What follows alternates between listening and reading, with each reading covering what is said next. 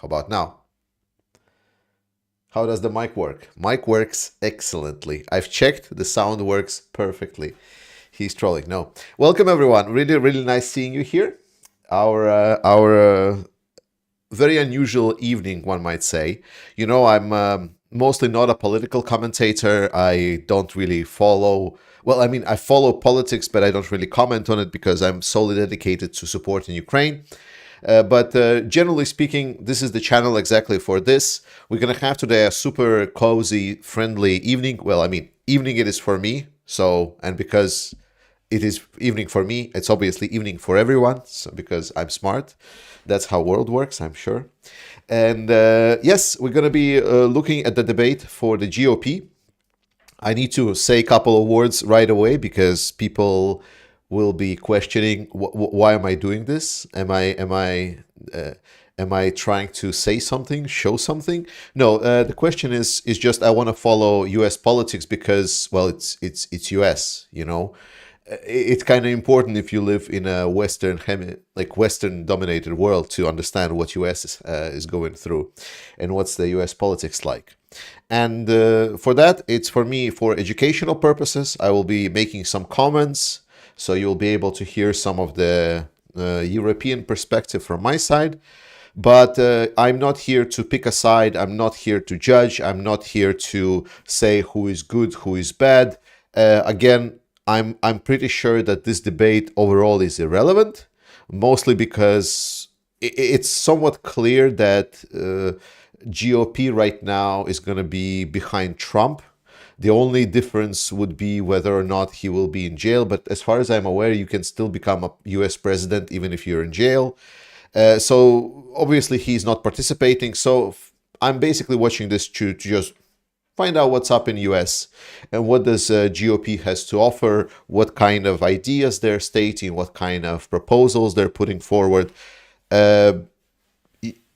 It's democracy, right? So you should vote for the person that you like. If it's a Democrat, great. If it's Republican, also fine.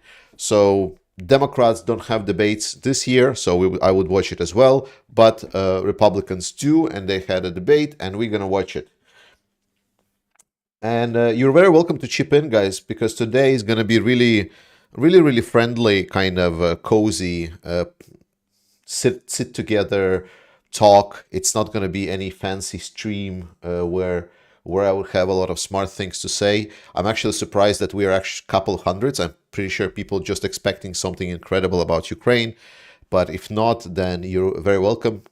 And enough of me talking. Let's get going because that thing is about 2 hours, and if I'm going to be commenting on that, it's going to be even more. So let me see what you guys saying, and then we start. It is necessary to watch the whole debate. Yeah. I just want to hear it. Don't worry. Like I'm not trying to post a narrative or follow some kind of narrative or advocate for anyone. This is U.S. politics. People in U.S. can decide on their own who they vote for. I'm just a Eastern European guy that's just gonna watch. I don't know, rich people talk, and so that's about it. So I'm pretty sure, like, okay, let's share expectations. Can you share me your well? If you watched the debate, don't share expectation. If you are yet to watch debate, you can share your expectations. I know Ali has things to say about the expectations, but overall, my expectations are tax, how we should cut taxes, abortions because we need to limit abortions.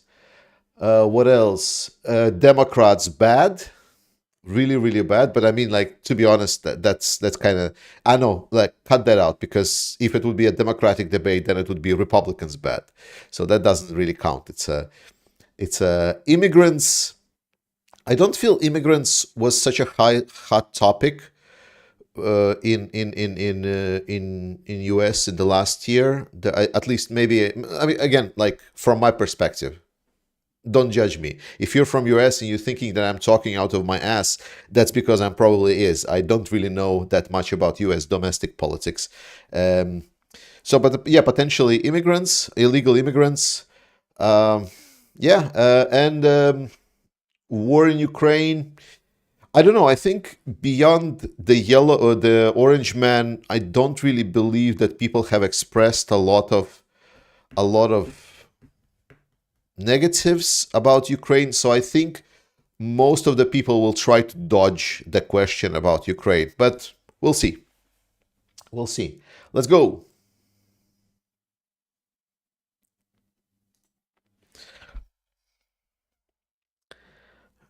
Oh, I knew the music. There we go. Illegal immigrants, hot topic. Okay. I think I need to... should I put the sound down so whenever I'm commenting, it doesn't blend for you guys? Would it be okay? Tell me if it will be too... Wait, you don't hear desktop at all, right? We don't hear the actual debate. Okay, yeah, sorry. Washington, D.C. Oliver Anthony. How about now? Speak of alienation, of deep frustration with the state. Is it fine if I talk? Can you hear me? Can you hear the video? Washington, D.C. is about 100 miles north of Richmond. Louder. Louder me or louder the... Okay, too low. Okay, let's go.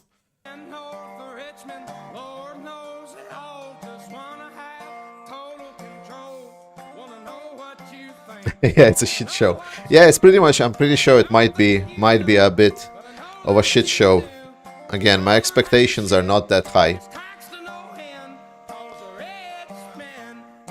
You don't hear video? You should hear video by this point. So, Governor DeSantis, why is this song? What the fuck is this? It's GOP debate right now. What do you think it means? Okay. The song strikes a nerve in country. I need to hear the song. Well, I was talking. Like, I was too much listening. You see, when I was talking to you, I was too intense listening to the sound of my voice. Volume is way too low. Okay, give me a second then. Okay, now it's max volume on desktop. I don't believe I...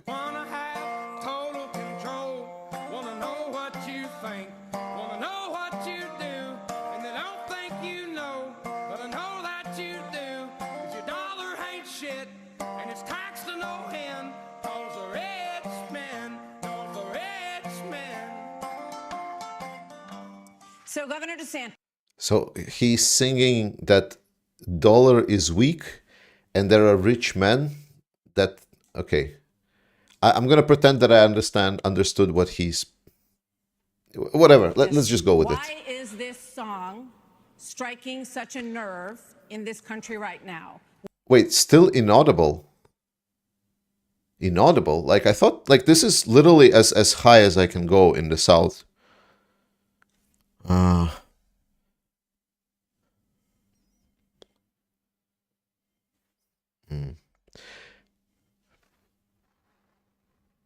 Audio is good? It's fine. Okay, cool. What do you think it means? Our country is in decline. This decline is not inevitable. It's a choice. By the way, our country is in decline is like a statement every politician ever since before ancient Greece, our country is right now in decline, is every politician ever talking point.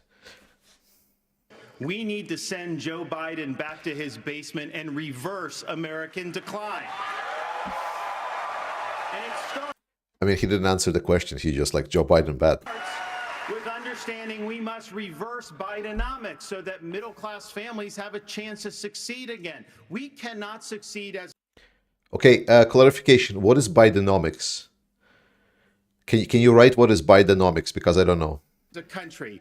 If you are working hard and you can't afford groceries, a car, or a new home, while Hunter Biden can make hundreds of thousands of dollars on lousy paintings, that is wrong. Isn't Hunter Biden a private citizen? So it's bad that he's making money because he's affiliated to Joe Biden. But I thought Hunter Biden is not like a politician or anything. He's just a private citizen. I'm pretty sure in US it's legal for private citizens to earn money, but I'm not sure. Elon Musk surely can earn a lot of money.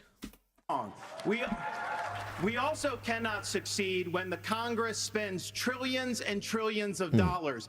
Those rich men north of Richmond have put us in this situation. And finally, we need to lower your gas prices. We're going to open up all energy production. We will be energy dominant again in this country.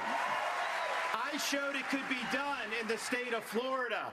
I pledge to you as your president, we will get the job done, and I will not let you down.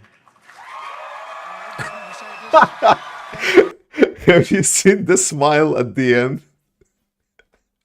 What the fuck was that? Have you seen like how awkward it was?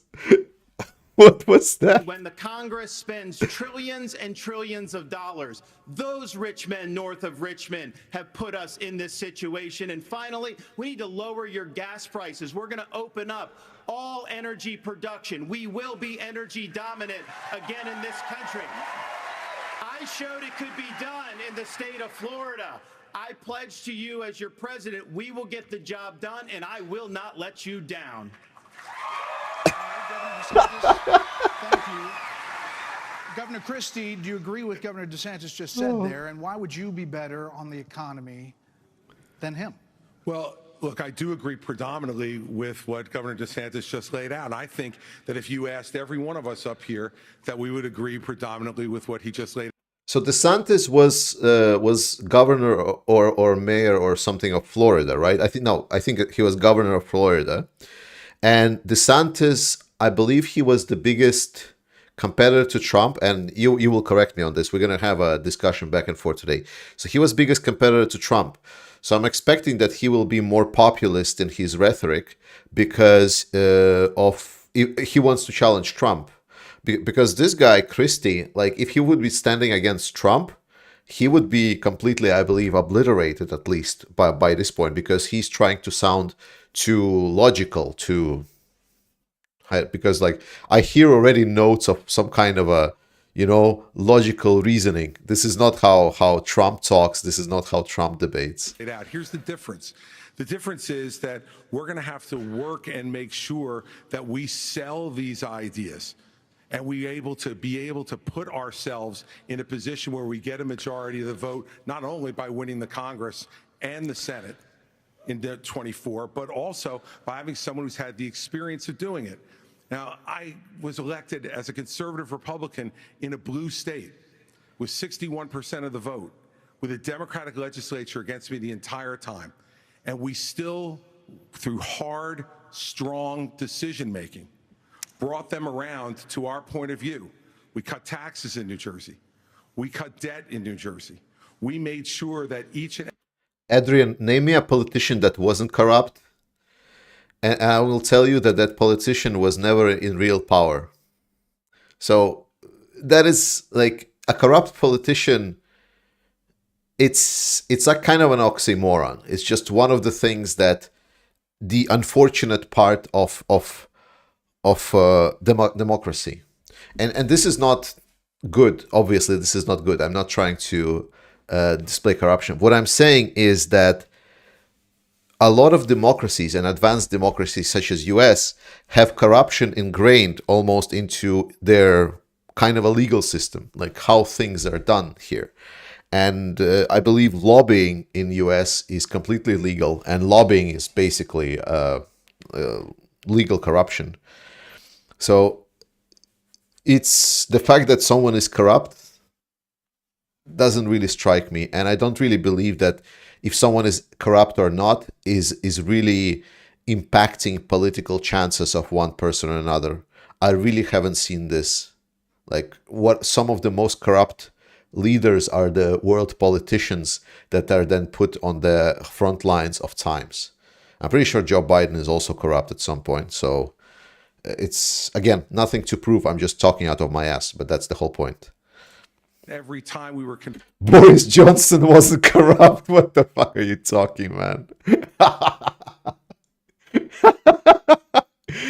I am pretty sure if I like, okay, I can bet like okay, no, I don't want to bet, like, let's not bet money, but I'm pretty sure if I Google if I Google Boris Johnson corruption scandal, something will come up, or you're just trolling me.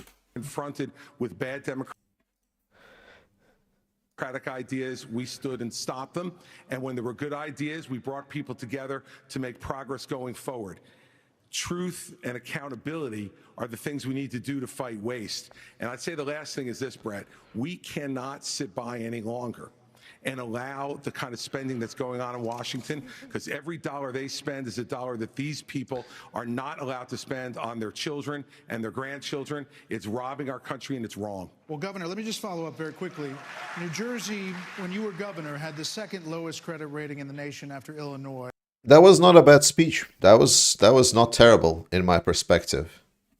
And it was downgraded 11. A little bit too shallow on the contents, but I believe he's referring to certain contexts that I'm just missing out. But it didn't sound awful. Times. Yep. Yeah, and It's like by the book rhetoric. that's what happens when you inherit a blue state that has done that. But when you look at what we did, He uses the yes and tactic of talking. When anyone asks you like a hard question, whenever anyone asks you something that would put you on a defensive, a good rhetorical device is always say yes and then give any kind of counter argument that you have. It's a deflective tactic because everyone would want to answer yes, like no, but and so on, and that's confrontational. But if you say yes and, then it's how do you say, it's deflecting the how do you say, the confrontation away. on debt, Brett, in that state. We cut debt in that state, debt that had been left to us by 3 Democratic gubernatorial predecessors of mine who ran up. Blah, blah, blah, words, and more words. It's a debate, dude. It's a debate. Do you know what the fuck debate is? Jesus fuck. That debt tremendously. And what you also saw us do was to cut the unemployment rate in half. It was over 10% when I became governor in 2010. What we also did was cut. I maxed on my debate volume. I can lower my mic volume, so maybe you can try to equal it out on your side. But I cannot get volume higher. Let me double see. Yeah. Pension payments to public employees to make sure that taxpayers were not being soaked by a public employee union system that was killing the taxpayer. Thank you, Governor. Tim Scott, Senator Scott, excuse me. The song also goes. That guy answered very professionally. He deflected a lot of points. He didn't say a lot. This is what politician on a debate needs to do to basically survive. After welfare programs. As a senator, Very professional. now President Biden argued for freezing federal spending, this was back in the 80s, and dealing with sacred cows. He does not talk about that anymore. You have been a senator, though, for 10 years. So what have you done to rein in the increasing size of government? Well, thank you for the question. Over the last several years, I've had an opportunity to vote against spending package after spending package after spending package. What we also need to understand is that Joe Biden's Bidenomics has led to the loss of $10,000 of spending power for the average family. When you see 16% inflation, your gas is up 40%, your food is up 20%, your electricity is up 20%. We can stop that by turning... Pluck me. Thanks for $2. Literally, debate volume is at its max. I can only try to put my mic down even more. To spick it off in Washington, sending the money back to the states and allowing the decisions to be made at their own houses. I helped write the Tax Cuts and Jobs Act in 2017. We cut taxes for a single mom like the one that raised me by 70%, for dual households by 60%, returning to the average family $4,000. If you don't send it to Washington, we can't spend it. That's good news for the American people. Okay, but just to follow up, you did, during the Trump administration, you approved $4.4 trillion, $4.1 trillion, $1.7 trillion over the course of that administration. That's a lot of money. There's no doubt that during the Trump administration, when we were dealing with the COVID virus, we spent more money. But here's what happened. That's a very good question. It's like, yes, we prevented so much spending during Biden's time. It's like, yes, but during Trump's time, you have supported a lot of spending. Yes, but it's different. And at the end of our time That's a very bad answer from him. That's a really bad in the answer. majority, we had low unemployment, record low unemployment, 3.5% for the majority of the population, 70-year low for women. African Americans, Hispanics, and Asians had a all-time low, but our inflation was at 2%. Under Joe Biden, we've seen the exact opposite. We've seen inflation explode, which led to 12. One of the interesting things about US for me, as a person that follows also, something like, well, Russian politics is not really good. But other countries' politics, like Ukraine, because they have also different ethnicities. They have Jews, they have Russians, they have Ukrainians, they have Crimean Tatars. And obviously, I come from Latvia, so it's not really a big deal. But even in Denmark, whenever we're talking economics, debates on economics pretty much never, ever almost come to the discussion, well, what is the life standard in economics for this particular ethnic group? It's such a bizarre and a unique situation for US that's for me it's always fascinating when I hear that there's like for black community we have living standards like this, then for Latino community we have living standards like this. It's always really jarring for me that there is like for example in Denmark we would discuss, in certain areas we are having people that live and their income in those areas, in those cities, for example, is not high enough. And then we would discuss how to, work around those areas, around people in those areas. So we're segregating and separating people into different categories, so often geographically, sometimes based on the education level, stuff like that. But pretty much never in a lot of European countries I hear specifically ethnic discussion, except the Muslim migrant discussion. But that's it's a migrant topic. It's not really that much of an economic topic. This is more about the comment about the economics part. So it was very interesting. Federal Reserve increases that's devastating home buyers today. Mr. In France, they're not allowed to register ethnicity. Is it really? Wait, in France, you cannot register ethnicity. That is true. Wow, that is nice to know. Ramaswamy, you're listening to these answers. If I may, Now, hold that on one was our second. administration, so I don't know if I get a chance to respond. He didn't mention you specifically, but we'll be with you in a second. No, obviously, migrant topic will become an ethnic topic. That's the whole fucking point of the migrant topic. No, I mean the economics. When people live in a country, and they're like citizen of the country, it's more about discussion about like how people live in this country without digging deep into what's their heritage is. Roma community, Catalan, yes, true. Roma community is a very interesting deal, though. I don't have the countries that I follow don't have big enough Roma communities to be relevant economically, so it would be segmented and it would give political clout. Potentially in some of the Balkan countries, Romania, that might be a talking point. I know there is a big Roma community in Ukraine as well, but Ukraine is just huge by itself. And that's pretty much the closest country that I know of where Roma had any influence. So potentially it's just outside of my scope. So don't think I'm a truth in last instance. I'm just sharing my opinion, how I see it. Mr. Vice President, Mr. Ramaswamy, listening to all of this, why should voters choose you over more experienced politicians on this stage? You're basically, a blank slate for people. You're 38 years old. Oh, he correctly said, you're basically a nobody.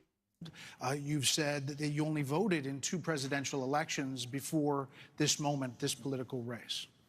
So first, let me just address a question that is on everybody's mind at home tonight. Who the heck is this? What the fuck? Who is yelling? Who's yelling? This skinny guy with a funny last name, and what the heck is he doing in the middle of this debate stage? Why does he want to try to be like entertaining? What the fuck? I'll tell you, I'm not a politician, Brett. You're right about that. Yeah, that's true. Not with this attitude. I'm an entrepreneur. My parents came to this country with no money 40 years ago. I have gone on to found So he's a slumdog millionaire. multi-billion-dollar companies. I did it while marrying my wife, Apurva, raising our 2 sons, following our faith in God. That is the American dream. And I am genuinely worried that that American dream will not exist for our 2 sons and their generation unless we do something about it. And I do think Brett is going to take an outsider, because for a long time we have professional politicians in the Republican Party who have been running from Yeah, especially Donald Trump. Really professional. something. Now is our moment to start running to something, to our vision of what it means to be an American today. If you have a broken car, you don't turn over the keys to the people who broke it again. You hand it over to a new generation to actually fix the problem. That's why I'm in this race, and we're just getting warmed up. All right, to you, Governor Haley. So why are you better There's a lot of people that liking him, so either he paid them a lot or he's popular, at least with this specific crowd. positioned to turn around this economy that we've heard? I mean, let's be honest. This guy is pretty much targeting the same kind of demographics as the Orange Man. So for me, there is very little difference between him and Orange Man. It's gonna be like fucking Orange Man versus Brown Man. Who's the biggest nut job populist in U.S. politics? Heard all of these voters talking about tonight. Then Mr. Ramaswamy, who is a successful entrepreneur nationally right now, he's beating you in the polls. Well, I don't care about polls. What I care about the fact is that no one is telling the American people the truth. The truth is that Biden didn't do this to us. Our Republicans did this. Darker side of orange. Shit. Oh, that's brutal. To us too. When they passed that $2.2 trillion COVID stimulus bill, they left us with 90 million people on Medicaid, 42 million people on food stamps. No one has told you how to fix it. I'll tell you. I'm not gonna comment on Nikki Haley. Like, I think she's a dinosaur, and I think she has about 0 chances of anything. I'm not sure if Nikki Haley has actual options, but you tell me. But at least how it feels for me is that Nikki Haley is like, what are you still doing here? You how to fix it. They need to stop the spending. They need to stop the borrowing. They need to eliminate the earmarks that the Republicans brought back in. And they need to make sure they understand these are taxpayer dollars. It's not their dollars. And while they're all saying this, you have Ron DeSantis, you've got Tim Scott, you've got Mike Pence. They all voted to raise the debt. And Donald Trump added $8 trillion to our debt. And our kids are never going to forgive us for this. And so at the end of the day, you look at the 2024 budget. Okay, I need to address debt argument, because I'm pretty sure, like, I should have predicted debt. I know that I talked about taxes, but I should have predicted debt as well. So debt, it doesn't matter. Most of US debt is to itself. It's, you know, it's a silly thing. Because if you're in debt for yourself and you have the ability to print money, then it doesn't really matter. It can be 8 trillion, it can be 80 trillion, it doesn't really matter. It's absolutely irrelevant. Debts and international debts in economics matter only on one thing: whether or not the debtor is able to pay the interest. And if debtor cannot pay interest, then usually his rating within the world goes lower. And because he cannot pay interest, for example, on time, his rating goes lower. So if he wants to get more debt for his economy to essentially grow on credit, someone else's, then yeah, debt is silent, whatever. Fucking, it doesn't matter. I'm a foreigner, gaijin card. Then it just becomes more expensive for them to run the country, and it creates problems. Like, if you want debt problems, look at Japan. They have debt problems. For US, it's like, okay, we're having debt, but let's ask, can US pay us for the debt ongoing? And then it's like, well, I'm US, most of the debt is to myself. I will forgive not paying enough percentage right now. I'm expecting you to pay percentage when your GDP increases. And it's an internal discussion with essentially US government talking to US government. So it's an internal mechanism. But it's such a strong rhetorical device in politics. The only one who is more focused on US debt instead of US, besides US themselves, is Russia. Because for them, that's like, oh, US is going to fall apart soon. Why having a silent B, lol? Okay, I don't know. Budget. Republicans asked for $7.4 billion in earmarks. Democrats asked for $2.8 billion. So you tell me who are the big spenders. I think it's time for an accountant in the White House. Vice President Pence, you were mentioned there. 54% of voters say the cost of groceries is a, quote, major problem for them. Right. You blamed the Biden administration spending. What's the inflation level in US? Some like 6%? For that increase. But as vice president, your administration spent more than any prior, $7.8 trillion added to the national debt, $3.5 trillion of that before COVID. So does that mean that you're part of the spending problem? Well, first off, thanks for the question. Thanks for letting me respond to a reference to our administration's record. I'm incredibly proud of the record of the Trump-Pence administration. I mean, in 4 short years, we rebuilt our military. We revived our economy. We unleashed American energy. And we appointed 3 conservatives to the Supreme Court that gave the American people a new beginning for the right to life. Now, Martha, you asked earlier who's the most best prepared for this job. And I must tell you, with all due respect to all of my friends on the stage, and even to one that's probably looking on, I think unquestionably I am the best prepared. Oh, sorry. In Danish society, what he just said would not fly. Like, it would be instant disqualification. In Denmark, bragging is a no-go. It's a really big deal for no bragging. Saying that I'm the best for something, that's almost instant disqualification. Just a cultural difference to highlight. Most tested, the most qualified and proven conservative in this race. I was a leader in the Congress of the United States. I led Indiana, where we balanced budgets and had a AAA bond rating when I was governor.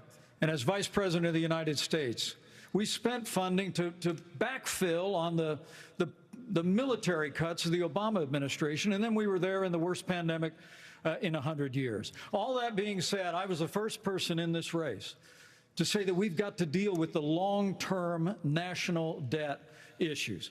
You got people on this stage that won't even talk about issues like social. Yeah, like even in discussion in other policies, you know, in so on, you would say, like, you know, we have great policies, or we have as a party a proven track record. You know, there are things that we did that a lot of people appreciated. You would say something like this, but saying something like I am the best, that's just super cringe. Security and Medicare. I mean, Vivek, you recently said a president can't do everything. Well, I got news for you, Vivek. I've been in the hallway. I've been in the West Wing. A president of the United States has to confront every crisis facing America. I will put our nation back on the path to growth and prosperity and restore fiscal responsibility, just as I did in Congress and as governor. Mr. Vice President. And when I was vice president. But, I mean, Hold on. You were named earlier. I'm going to get Vivek first. We'll get to both of Yeah, them. this isn't that complicated, guys. Unlock American energy. Drill, frack, burn coal, embrace nuclear. Put people back to work by no longer paying them more to stay. Coal, fracking, well, fracking, to be honest, I'm still, how do you say, I haven't seen enough proof that fracking is really that bad compared to some other things. Coal, definitely not. Nuclear, fuck yeah, nuclear rules. So nuclear energy for the win. At home, reform the U.S. Fed, stabilize the U.S. dollar, and go to war. The only war. Didn't Trump try to do coal? Didn't Trump went to these coal mining places and said, like, oh, I'm gonna bring back coal? And then he sat in a truck with like driving. Or that I will declare Earthquakes in Oklahoma says fracking bad. Has it been proven that it's related to fracking? I don't know. I need to Google that. I don't want to Google this, otherwise I'm going to sit here for as forever. U.S. president But will be the war on the federal. if fracking is indeed proven to cause earthquakes, and not just some fucking green dipshit activists like Greenpeace just came up with some BS studies, fair point. But I haven't seen it so far. Maybe I'm just out of my scope. Administrative state that is the source of those toxic regulations. Nuclear is not expensive. What? Nuclear is not expensive. Nuclear is very cost efficient. Acting like a wet blanket on the economy. So I'm not sure I exactly understood Mike Pence's comment, but I'll let you all parse that out. For me, it's pretty simple. Yeah, groundwater pollution. Yes, I've heard groundwater pollution. I've heard like when your water gets polluted with gas and you have a lot of this. That I heard. Earthquakes? No.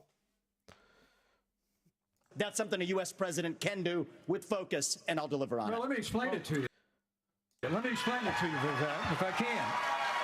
I'll go slower this time. I sometimes struggle with the reading comprehension. Look, I was a House conservative leader before it was cool. I actually pushed a Deficit Reduction Act. That was the last time we actually reduced the national debt in the United States, when I was the leader of House conservatives. I balanced budgets and cut taxes when I was governor. I mean, look, Joe Biden has weakened this country at home and abroad. Now is not the time for on-the-job training. We don't need to bring in a rookie. We don't need to bring in people without experience. This guy is just burning.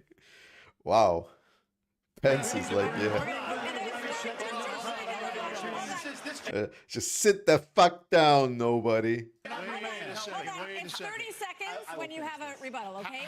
And you are up, Governor DeSantis. So here's the thing. Again, I don't have affiliation to one or another, but then there's this guy, like I'm just judging by their presentations. This guy comes up like this, hey, I'm this nobody, not a politician. I made billions. I'm a slumdog millionaire. Let's fucking bring coal back, and then he just gets burned to ashes. I'm gonna laugh at it. Sorry. Why are we in this mess? Part of it, and a major reason, is because how this federal government handled COVID-19 by locking down this economy. It was a mistake. It should have never happened. And in Florida, we led the country out of lockdown. We kept... Damn it, I should have predicted anti-vaxxers. Fuck. Anti-vaxxers. Yes. Our state free and open. And I can tell you this, as your president, I will never let the deep state bureaucrats lock you down. You don't take somebody like Fauci and coddle him. You bring Fauci in, you sit him down, and you say, Anthony, you are fired. That's the Trump line.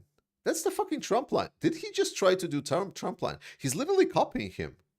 He's literally trying to what the fuck? You know what? We're going to bring in... I just want to finish responding to Mike. I just want to respond to Mike for 1 second because he invoked me back. Listen, now that everybody's gotten their memorized, pre-prepared slogans out of the way, we can actually have a real discussion now. The reality and the fact of the matter is... Was that one of yours?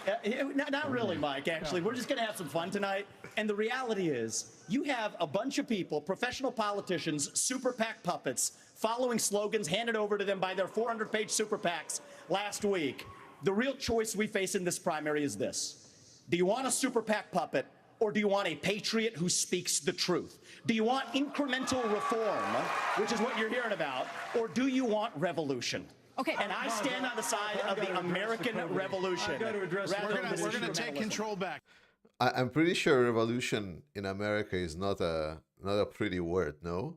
Wasn't like Revolutionary War was like one of the most like commemorated war in US history? If I would be going for politics in US, and again, like I'm talking out of my ass, but I would try not to bring revolution to kind of forefront and says that I want to bring revolution to United States. It just doesn't sound very good. But then again, maybe I'm I'm wrong. You clear me on that. Back here. We need everyone Remember? to have a moment on the economy. Yeah. I think that's fair. Can I address the There are COVID two issue people that who the have governor not. brought up? We're going to No. get back to that. We are. There are two people who we have not heard from yet. So let's hear from Governor Burgum and then from Governor Hutchinson on the economy, sir.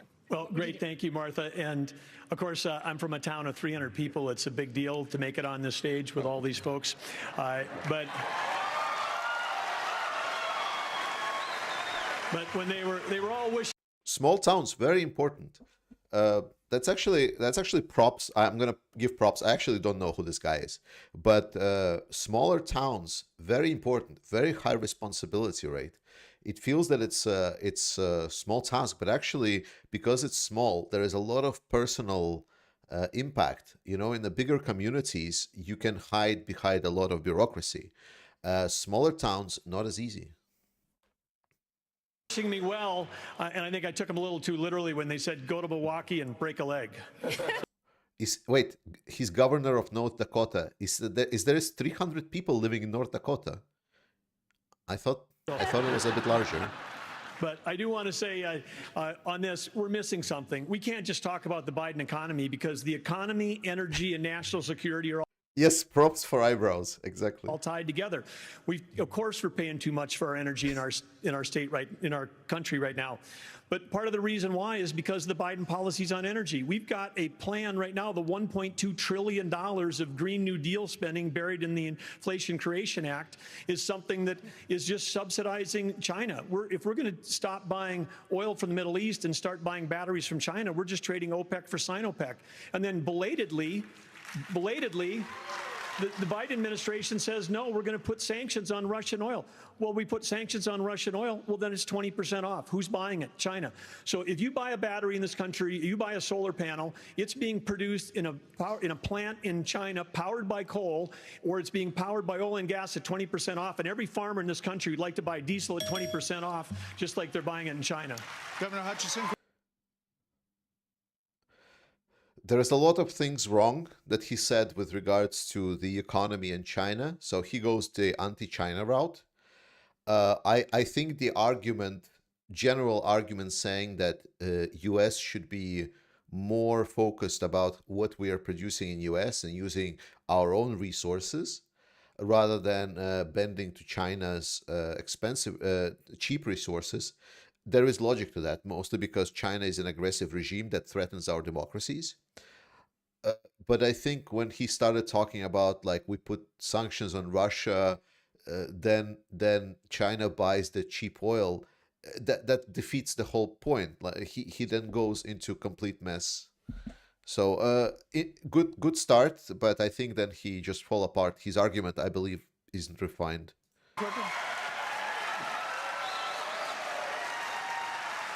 Thank you, Grant. Delighted to be here tonight. And let me just tell you that I'm a pro-life governor from a conservative Abortion! state that have a conservative Abortion! record in which I lowered taxes in Arkansas Finally. as governor. I created a $2 billion surplus that I passed over to my successor, and I made sure that we shrunk the size of government. We have 14% fewer state employees in Arkansas after I left government than when I took over as governor 8 years ago. I tell that because that's what we need in Washington, D.C.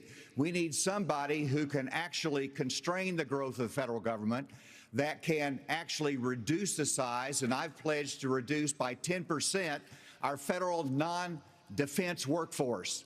That's a specific pledge to make that attacks the administrative state.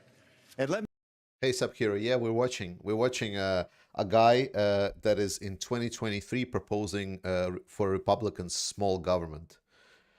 To say that he's a little bit off the mainline talking points is an understatement. Let me applaud some of the business partners that are here Yes. that have had success in business. But let me tell you, I've been a federal prosecutor.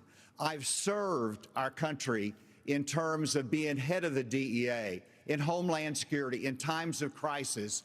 And while I think that that's experience that is important for the future of our country, to be the President of the United States that can lead with positive solutions and be held accountable.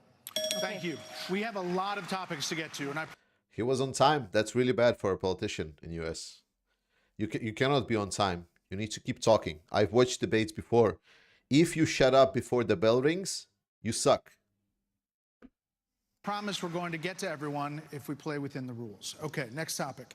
More than 1,000 people are still unaccounted for in Maui after the deadliest U.S. wildfire in more than a century. Hawaii's governor and White House officials said that climate change amplified the cost of human error. And a tropical Not climate change, fucking lasers. I'm waiting for fucking lasers. storm hit California for the first time in 84 years. The ocean hit 101 degrees off the coast of Florida. And in the last month, the heat wave in the Southwest broke records nearly 50 years old. So, Alex, The answer is easy. Go nuclear. Fucking nuclear power. Win, win, win. Alexander Diaz from Young America's Foundation has a question for you all. Polls consistently show that young people's #1 issue is climate change. How will you, as both President of the United States and leader of the Republican Party, calm their fears that the Republican Party doesn't care about climate change? So we want to start on this with a show of hands. Do you believe in human behavior is causing climate change? Raise your hand if you do. Look, we're not school children. Let's have the debate. Wait. Was this guy trying to raise that he believes in climate change, and then he looked to the other ones, and then no one else raised the hand, and he's like, oh no, I don't want to be the weird one. Have you seen the guy on the left? Let's go back a little bit. Have you A seen? show of hands. Do you believe in human behavior is causing climate change? Raise your hand if you do. Look, we're not school children. Let's have I think I'm gonna move myself to the top because no, that was fine. I'm covering Fox News. That's good enough. I like he's like, oh no, probably not. the debate. I mean, I'm happy to take it to start. Alexander? So, do you want to raise your hand or not? I don't think that's the way to do. So let me just say to Alexander this. First of all, one of the reasons our country's decline is because of the way the corporate media treats Republicans versus Democrats. Biden was on the beach while those people were suffering. He was asked about it. He said, no comment. Are you kidding me? As somebody that's handled disasters in Florida, you got to be activated. You've got to be there. You've got to be present. You've got to be helping people who are doing this. And here's the deal. Let's just answer the question. So, is that a yes? Or is that a yes? Is that a hand raise? You do not. I think it Yeah, it's a total deflection. It's like, well, climate change, yes, but Biden. was a hand raise for him, and my hands are in my pockets. No, because no, the I climate didn't change raise- I agenda didn't is a raise a hoax. Let us be honest as Republicans. I'm the only person on the stage who isn't bought and paid for, so I can say this. The climate change agenda is a hoax. The climate change agenda is a hoax, and we have to declare independence for it. And the reality is, the anti-carbon agenda is the wet blanket on our So the reason why this guy will lose to Trump is because he doesn't have subtlety. Trump has a lot more sympathetic impact. Trump has a specific code in which he talks. He wouldn't say that the climate change is a hoax. He would try to explain it as like, it's benefiting a lot of other people, really, really bad people that we are still discussing. And this deal that we're in with for climate change, really bad for us, really, really bad, makes US so weak. This guy, he doesn't understand subtlety. He's too blunt. He's like really, really bad. our economy. And so the reality is more people are dying of bad climate change policies than they are of actual climate change. Governor Haley, Small dick energy, yeah. are you bought and paid Death rate is for? down by 98% Hold on. in the last century. Listen. Wait, hold on. I've had enough. I've had enough already tonight of a guy who sounds like ChatGPT standing Okay, that was good. up here. And the last person in one of these debates, Brett, who stood in the middle of the stage and said, "What's a skinny guy with an odd last name doing up here?" was Barack Obama, and I'm afraid we're dealing with the same type of amateur standing on stage tonight. That was good. That was very, very professional. He knows that in his party, Barack Obama has a lot of negative connotations. So now he deflected a lot of those negative feelings towards Obama within the Republican Party. I'm assuming that probably people within the Republican Party didn't really like Obama, despite Obama being a shit president, at least for Ukraine and the Eastern European region. But that was a solid deflection. So he really put a lot of really bad energy into this guy's pocket. So this guy so far has been very professional. Give me a hug just like you did to Obama. The same type of amateur. And you'll help elect me just like you did to Obama, too. Give me that The bear same hug, brother. type of amateur. Hold on. Governor Haley, would you like to respond? Are you So, bought and Brett, paid what for? I would like to say is the fact that I think this is Yeah, Lorna, listen, we're just sitting, we're just talking. Yeah, I know for people that are invested, especially in politics in US, listening to, especially if you're a Democrat, then listening to Republicans can be quite tough. I am like, okay, because I don't have a horse in the race, right? Because I know that it's still going to be Orange Man versus Biden, because Republicans will pick Orange Man. These guys are like a substitute, and I just am interested what else Republican Party has to offer besides Orange Man. There was a brown guy, and he just got slammed. exactly why Margaret Thatcher said, if you want something said, ask a man. If you want something done, ask a woman.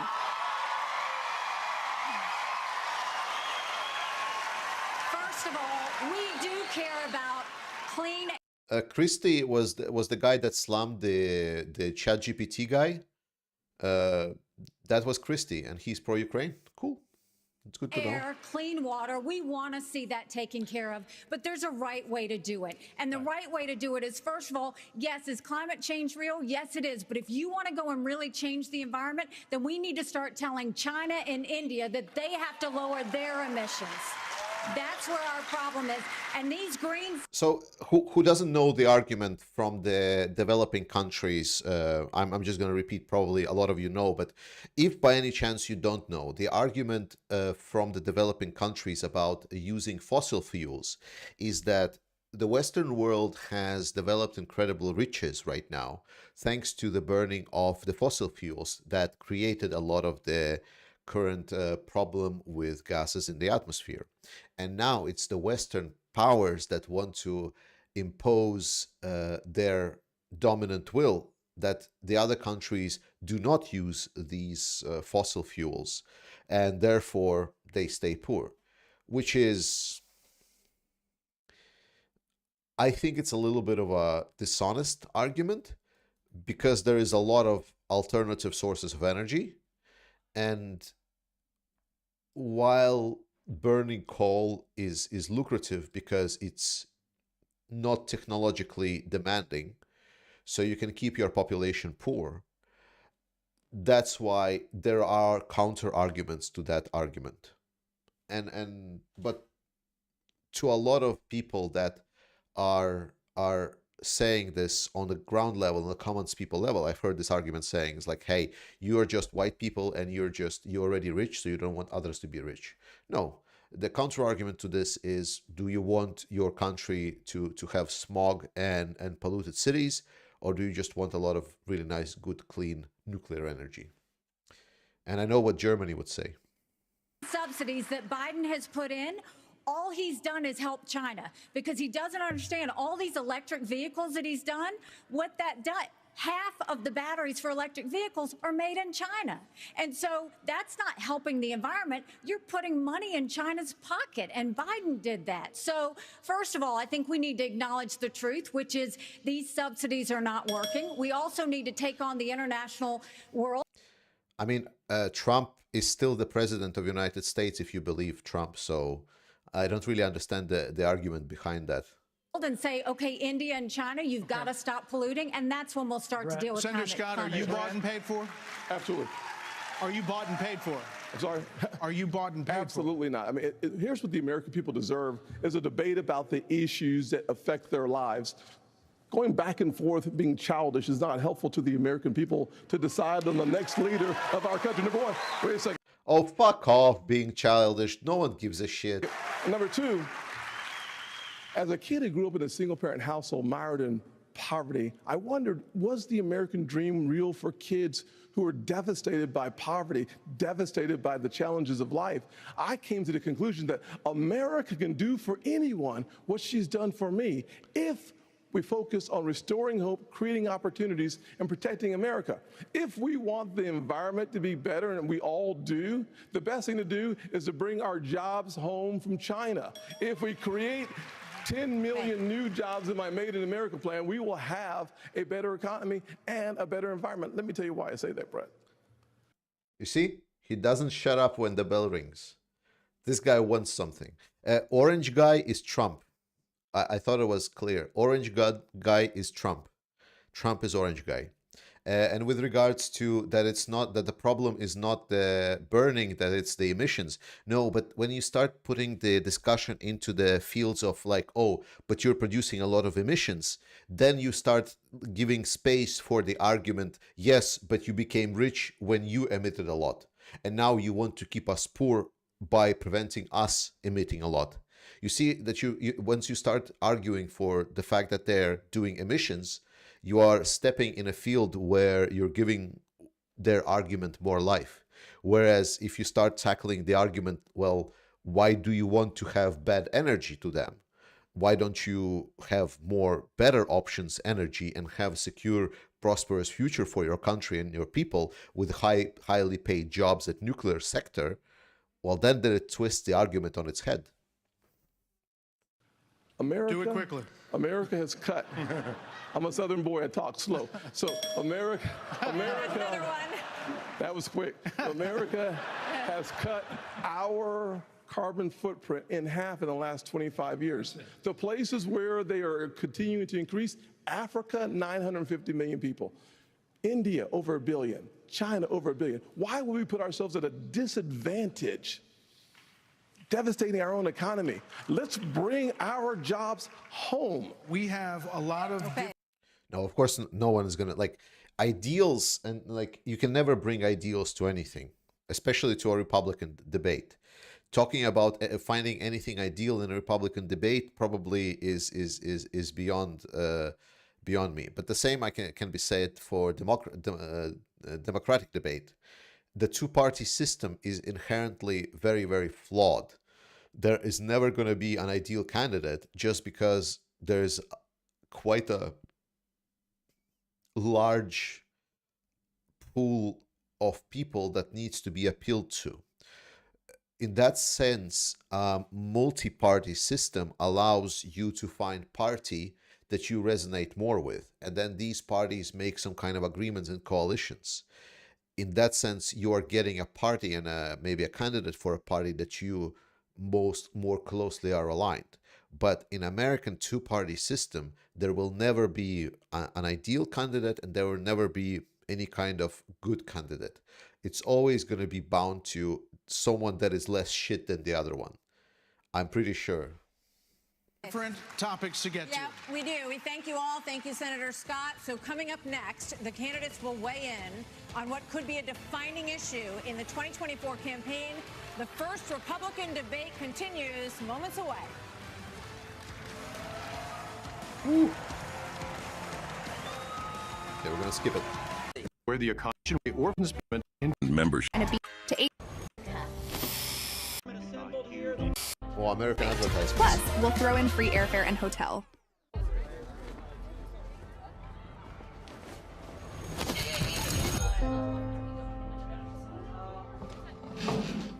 I pledge allegiance to the flag of the United States of America and to the republic for which it stands. You're looking at the World Trade Center. We understand that a plane. See the firemen assembled here.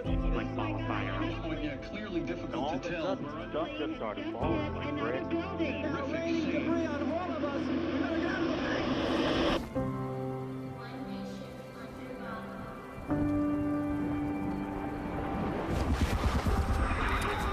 Indivisible. There are plenty of political commentators that covered this debate. I'm pretty sure I'm very, very much not a political commentator. I have my own opinions and I'm just sharing it, and we're just talking here as a bunch of friends. Oh, this guy is a nut job. He's total screwhead. He has like so much shit in his head. He's such a nonsense spitter. It's crazy. I don't even know what's his name, but he's like complete nut job.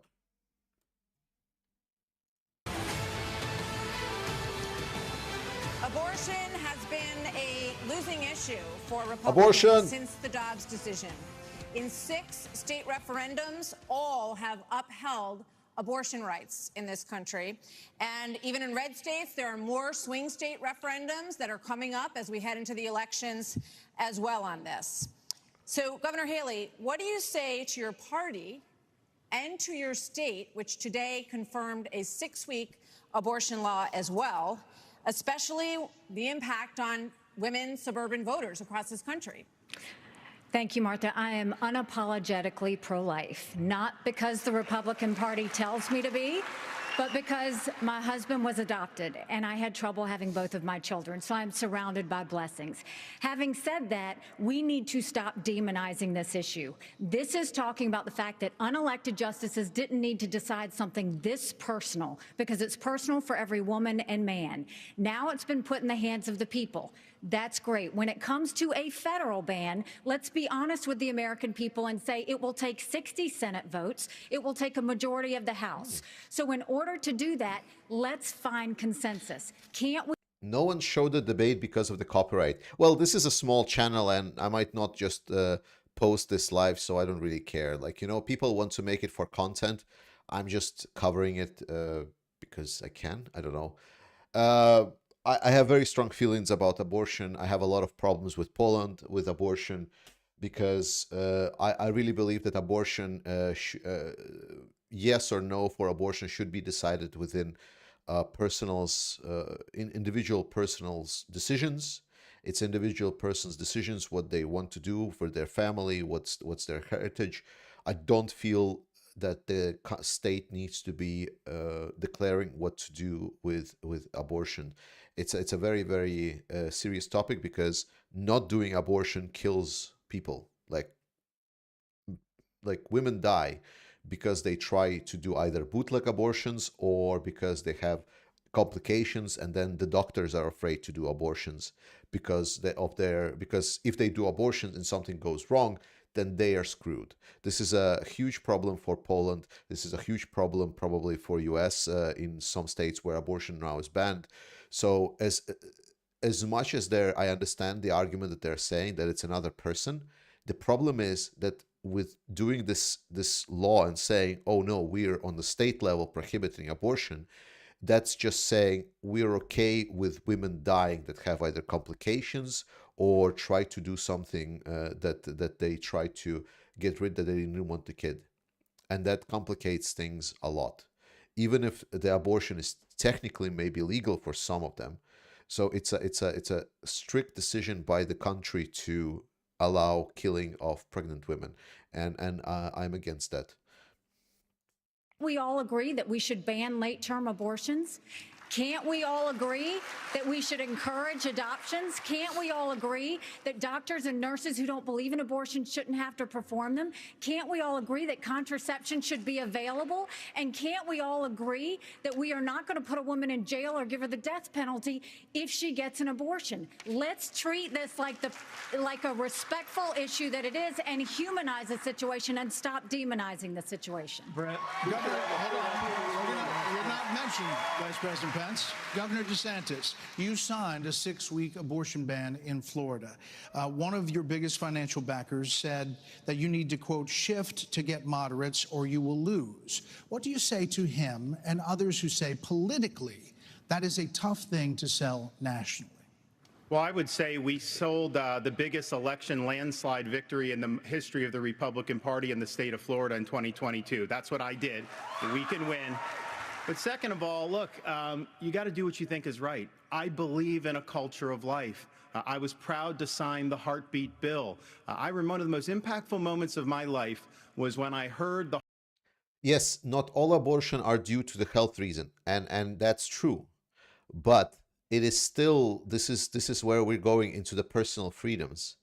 A state that is saying to me what to do with my own body is really, really bad. So no. And besides, you know, I lived in the 90s in a country that was really, really poor. And we had a lot of kids that didn't have a loving family, that didn't have a caring family. What they had was the state trying to take care of them.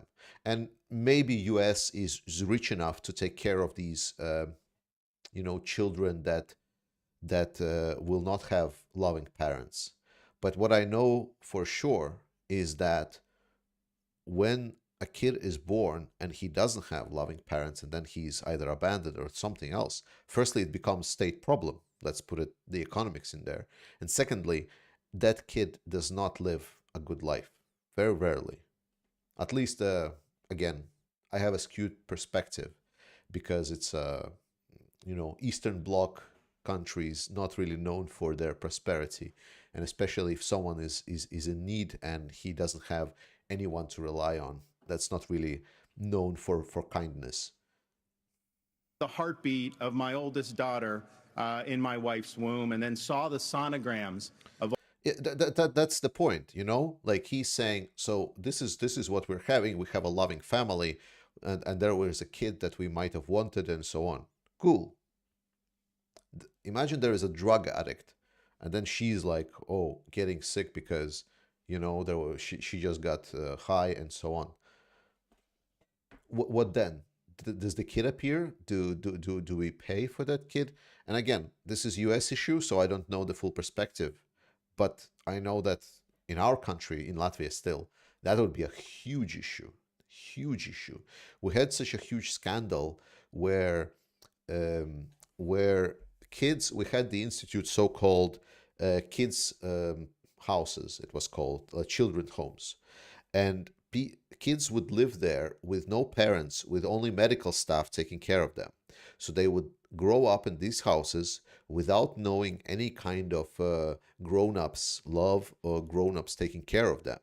And the staff that worked there, sometimes where they were super abusive to the kids because there were no oversight, and they would, you know, kids, especially the smaller kids, they would yell. So they would go around, they would tie kids up with duct tape, try to put some milk or some, you know, this, you know, the thing that the infants use to kind of put them into their mouth, so they have this sucking motion. I can't. So, and they would treat it like this. And then they find out that this was happening for 10, 15 years. And because there was no oversight, and you know what kind of oversight you will go, it's not that they would, you know, tie up kids, they would feed the kids and make them not say a sound because they were too much focused on watching Netflix. A lot of problems that I know of when kids are growing up without a family, and this is not a destiny that I would want to wish to anyone. Of all three of my kids, what the Democrats are trying to do on this issue is wrong, to allow abortion all the way up to the moment of birth. I know a lady in Florida named Penny. She survived multiple abortion attempts. She was left discarded in a pan. Fortunately, her grandmother saved her and brought her to a different hospital. We're better than what the Democrats are selling. We are not going to allow abortion all the way up till birth, and we will hold them accountable for their extremism. But just to be clear, Governor, would you sign a 6-week ban federally? I'm going to stand on the side of life. Look, I understand Wisconsin is going to do it different than Texas. I understand Iowa and New Hampshire are going to do different. But I will support the cause of life as governor and as president. Vice President Pence, you're shaking your head. We must have a national. Hold on, Senator. Vice President Pence, you're shaking your head. Well, look, I'm not new to this cause. After I gave my life to Jesus Christ as my Lord and Savior, I opened up the book and I read, "Before I formed you in the womb, I knew you. And see, I set before you life and death, blessings and curses. Now choose life." And I knew. Pence was he's like evangelical, or like he's like super religious, right? So he's trying to appeal to a religious crowd here. So I'm pretty sure he will take a lot of this religious angles here. From that moment on, the cause of life had to be my cause. And I've been a champion for life in the Congress, a champion for life as governor and as vice president. And to be honest with you, Nikki, you're my friend, but consensus is the opposite of leadership. When the Supreme Court returned this question to the American people, they didn't just send it to the states only. It's not a states-only issue, it's a moral issue. And I promise you, as President of the United States, the American people will have a champion for life in the Oval Office. Yeah, but he's saying it itself. Like, if it's a moral issue, that means that it's on personal morality. Is it not? Am I missing the point that he's making? Can't we have a minimum standard in every state in the nation that says when a baby is capable of feeling pain, an abortion cannot be allowed? A 15-week... No, Andre, it's not about putting out the kids. I'm saying that, like, no one is putting out the kids. What the fuck are you talking about? No one is putting out the kids.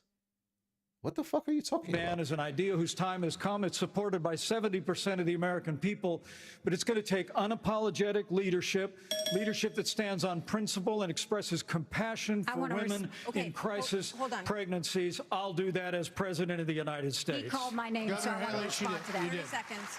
So first of all, I will say it is in the hands of the people, and that's where it should be. U.S. can afford to take care of orphans. Can you, guys, can you fact check? Can you, like, someone from U.S., because Andre here is saying that U.S. can take of orphans. Not that I'm doubting it, but I'm not sure how orphans live in U.S. Is there known cases of orphans? But when you're talking about a federal ban, be honest with the American people.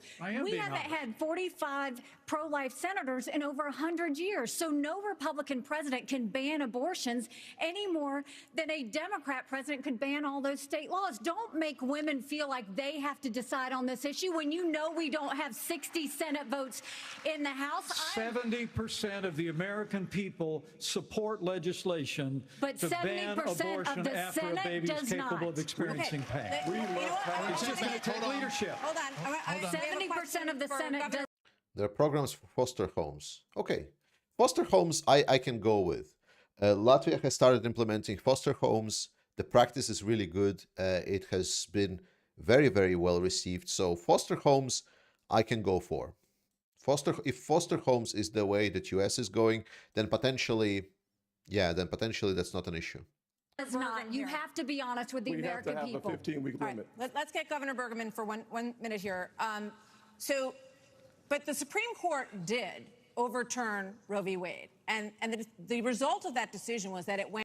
Yeah, religious argument is complete BS. Like, the argument itself is just like there are a lot of arguments pro-life, as it's called, that are good. Religious argument is not good. That's a very shitty argument. It's a very stupid argument. It's an argument that's based basically just emotion and people's association with a certain religion or a cult. It has nothing to do with logic or any kind of soundness of the argument. Went back to the state. The argument that U.S. has enough money to take care of orphans and kids that are even dumped is a good argument. So that's where it is right now. So as I understand it, you are not in favor. It's not flawless. Let's put it this way. It's good, but it's not flawless. It's better than religious argument. Of a federal ban. What do you say about the states? There's about 5 of them, including New Jersey, I think a few others, that allow abortion up until the time of birth, though. If you were president. Shut the fuck up, you all hating on the Bible when it says things that make sense for everyone good. Okay, when you say everyone good, then you already are making bad problems. Bible and people that are following the Bible are really great. You know, there's a lot of good people. There is a lot of shitty people as well. Bible is a set of morals, is a set of interesting opinions. It's how people develop their morality. There are different perspectives. There are Bible, there is Buddhism, there is Islam, different philosophies. Some people are non-religious. They follow also different methodologies. Bible is just one of the ways.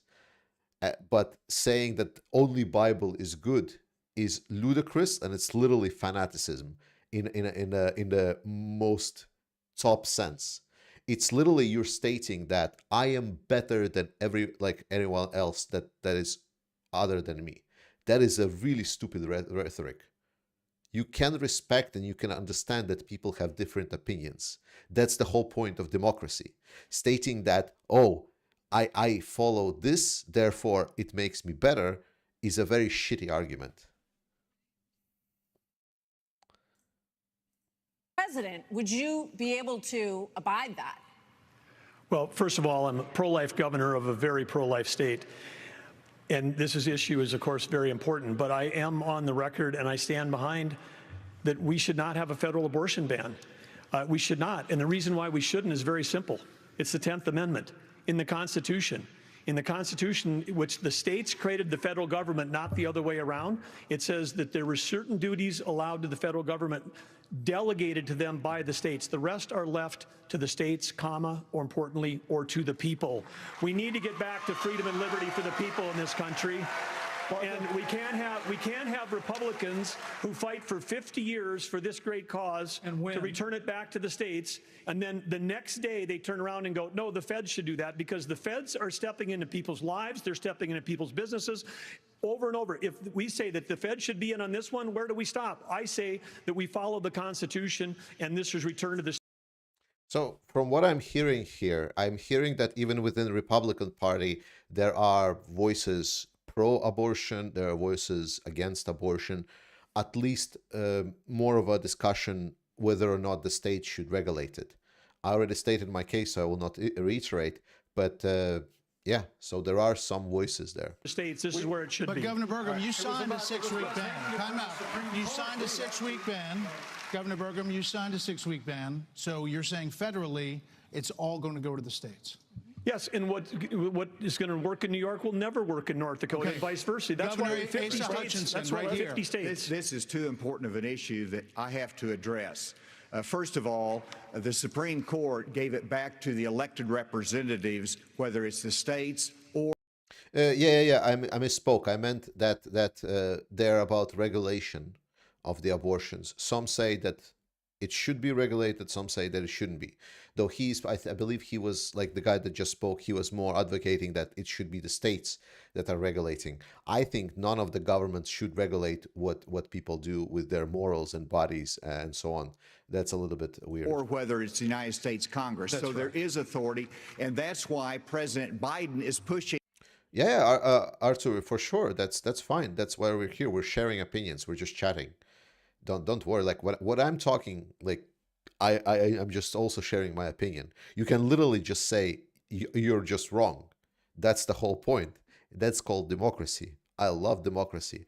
The fact that you're just here and saying like, well, why don't like this, like, and defend your position, that's fine by me. Not like being wrong is not illegal. It's just being human. For a Democrat proposal, which is unless you're Trump, then you're probably going to go to jail because you're wrong and you didn't win election. In essence, abortion on demand through the term. So they have their extreme position at a national level. It's most likely going to be addressed in the states, but it's certainly fine for it to be addressed at the national level as well. Arkansas has the record of being the most pro-life state in the nation. I signed 30 pro-life pieces of legislation while I was governor. And every state can determine a different outcome here. And it is the most important issue for women and for the unborn child and for our country that we get this right. It's going to be a continued debate. Let's talk about it in terms of compassion, in terms of protecting the life, and also understanding how we have to enhance adoption services, how we have to enhance maternal care, those things we've done. Batty, just to be very, very clear on facts, there are very, very few abortions that are done at 6 months. In Arkansas and are important for our nation's future. There are a lot of issues that are very important. Senator, I'll let you weigh in. We cannot let states like California, New York, and Illinois have abortions on demand up until the day of birth. That is immoral. It is unethical. There are almost no abortions that are done on the day of birth. If there is an abortion that is done on the day of birth, that's called birth. What the fuck are you talking about? It is wrong. We must have a president of the United States who will advocate and fight for, at the minimum, a 15-week limit. I am 100% pro-life conservative. I have a 100% pro-life record. I got to tell you, though, we must fight for life. Our Declaration of Independence says our Creator gave. Andra, I'm ignoring you because you suck on purpose. Ooh. Personal insults. No, all these putting down kids and so on is complete nonsense. Gave us an. And you trying to put studies in my face is just pissing me off even more. Inalienable rights that include life. That is a list. That is an issue we must solve. We can't leave it to Illinois. We can't leave it to Minnesota. We can't leave it to Illinois. We must solve that issue with a 15-week limit at a minimum. Thank you, Senator. I think we're all pro-life, but what I would love is for someone to ask Biden and Kamala Harris, are they for 38 weeks? Are they for 39 weeks? Are they for 40 weeks? Because that's what the media needs to be asking. All right, another issue is America and the crime crisis, the homelessness crisis. American cities are in decline. People are moving out as homelessness, drugs. I think there is, like, generally speaking, I think like the argument that if a person is too developed, right? If abortion is too late without complications, then potentially there is an argument to be made if this is such a big issue in US.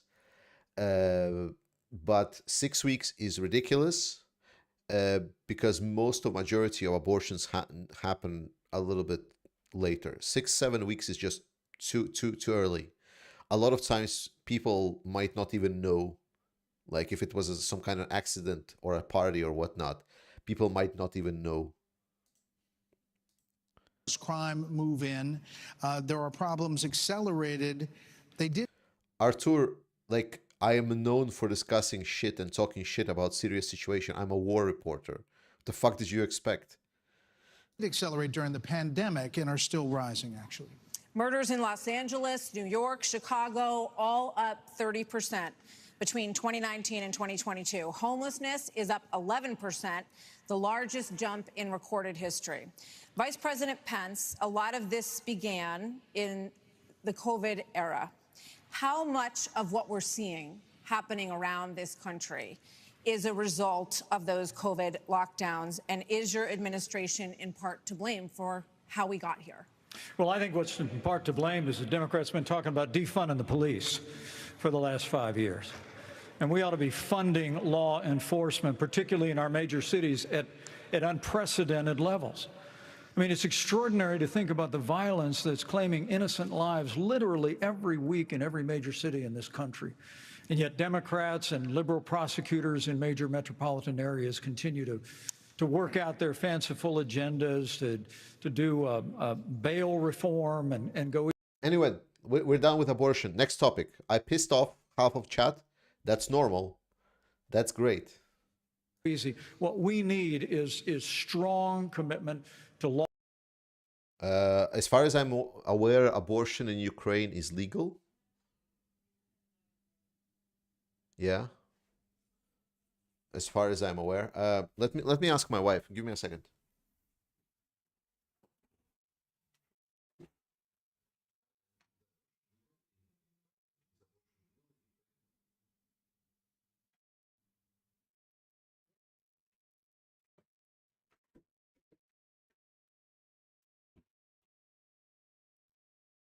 My wife was not sure, but she said probably most likely yes.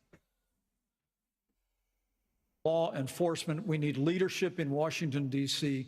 that'll marshal the resources of the states, marshal the resources of the American people. But let me also say it's about opportunity. I'm all for less police. I think internal police is at least a ground level police. But then again, like, I live in a country where there is almost no crime, so I'm a little bit too privileged to talk about. The best, because crime, most of the problem of crime is the lack of re-education programs. And as far as I'm aware, in US, it's also a big business to do prisons. And I'm a real believer in re-education rather than punishment in sense of local crime levels. Opportunity I mean, a lot of people don't know that those Trump-Pence tax cuts that we got signed into law go away at the end of 2025 Thank you, Michael. Michael wrote about the Ukrainian situation. if we don't have a Republican president and a Republican House and a Republican Senate. When I'm president of the United States, we're actually going to cut taxes further. We're going to extend those tax cuts, and we're going to close the Federal Department of Education, block grant all that funding back to. The problem is when you say we need more social workers, not cops. The problem is that social workers, they're still on the budget, so it doesn't really change things. The states with a growing economy and educational choice and law enforcement, we will bring our cities back. Governor Christie, another. Yeah, for me, it was a big shock. You know, like I come from the Eastern Bloc where punishment and punishment and punishment was the way to go.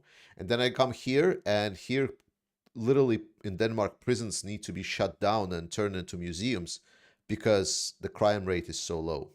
Another issue. This weekend here in Milwaukee, reports say there were 30 shootings, and a number of them including kids. Add that to the big increase in school shootings around the country. Democrats blame this crisis on easy access to guns. They also blame Republicans for blocking gun control legislation. Okay, good question. Do you think that sometimes crime is committed because of the division of inequality between people of groups? Yes. Yes. I mean, that's the definition of crime, right? Well, I mean, sometimes crime is a crime of greed. Sometimes there's the crime of need. And the question is which of these do we approach? And sometimes it's psychotic crimes, you know, like mass killings and stuff like that. But a lot of those can be approached. Even the psychotic crimes and crimes of killings can be treated. Psychology has advanced quite far. I've talked extensively with some of the students of penitentiary criminal psychologists that are working with people in the colonies and so on, and they work, and the advancements are significant. We have a lot better understanding of our human psychology and the psychology of criminals. So there are possibilities and good educations, at least in Europe for sure, on how to approach re-education, and it has proven record so far. At least for me in Denmark, that's not even like a discussion topic, because again, I was living near a prison that used to be a prison, and then after it was properly reintroduced, the re-education programs in Denmark, now it's a tourist center in a hotel. Because legislation. What would President Christie do? You know, I'm proud of the fact, Brett, that I'm the only person along with Governor Hutchinson up on this stage who's actually running a United States Attorney's Office. I ran the 5th largest office in America in a state where there is significant urban crime. And the problem is not going to be solved by more money. The problem is that these prosecutors in these localities in the states are refusing to do their job and to arrest violent criminals. So what a President Christie would do is appoint an attorney general who would instruct each of the 93 U.S. attorneys that they are to take over. Denmark is not homogeneous. I'm not sure where you get that idea that Denmark is homogeneous. It's not. Denmark is very non-homogeneous. There are significant... The prosecution of violent crime in every one of those cities that are failing to do so. We have plenty of room in the federal prisons to lock up these violent criminals. I mean, depends where, right? Obviously, if you go to the countryside, then mostly you will probably find Danes. But if you go to the cities, at least 30-40% is non-Danes in the bigger cities. And clean up what's going on all across this country in these individual cities. Secondly, what we need to... Yes, and Subhero is correctly right. The argument is not about homogeneity. We are again talking about certain ethnic groups being more susceptible supposedly to a crime, which is completely not true. This is not what researchers have shown. That it's more about policies and situations. That's why I'm saying that I'm really surprised that in US a lot of economics are based on these ethnicities. that there are social economic classes that are based on ethnicities, whereas in other countries it's not that big of an issue.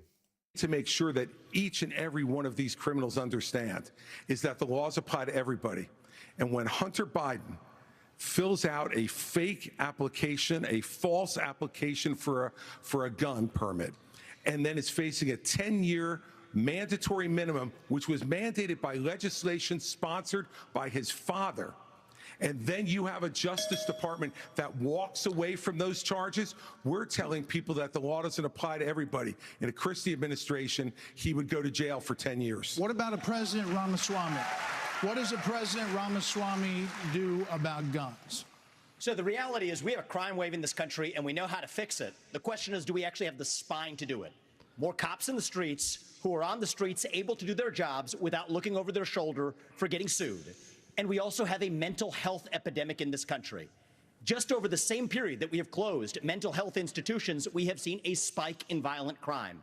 Do we have the spine to bring them back? I think we should. As He's saying it. Like, I mean, this guy, well, except for the first part where he said more cops on the streets that can do whatever the fuck they want. If you drop that first part, he just said that when we're closing treatment of this, when we try to treat people with dignity and try to talk them and walk with their problems, then we see decrease in crimes.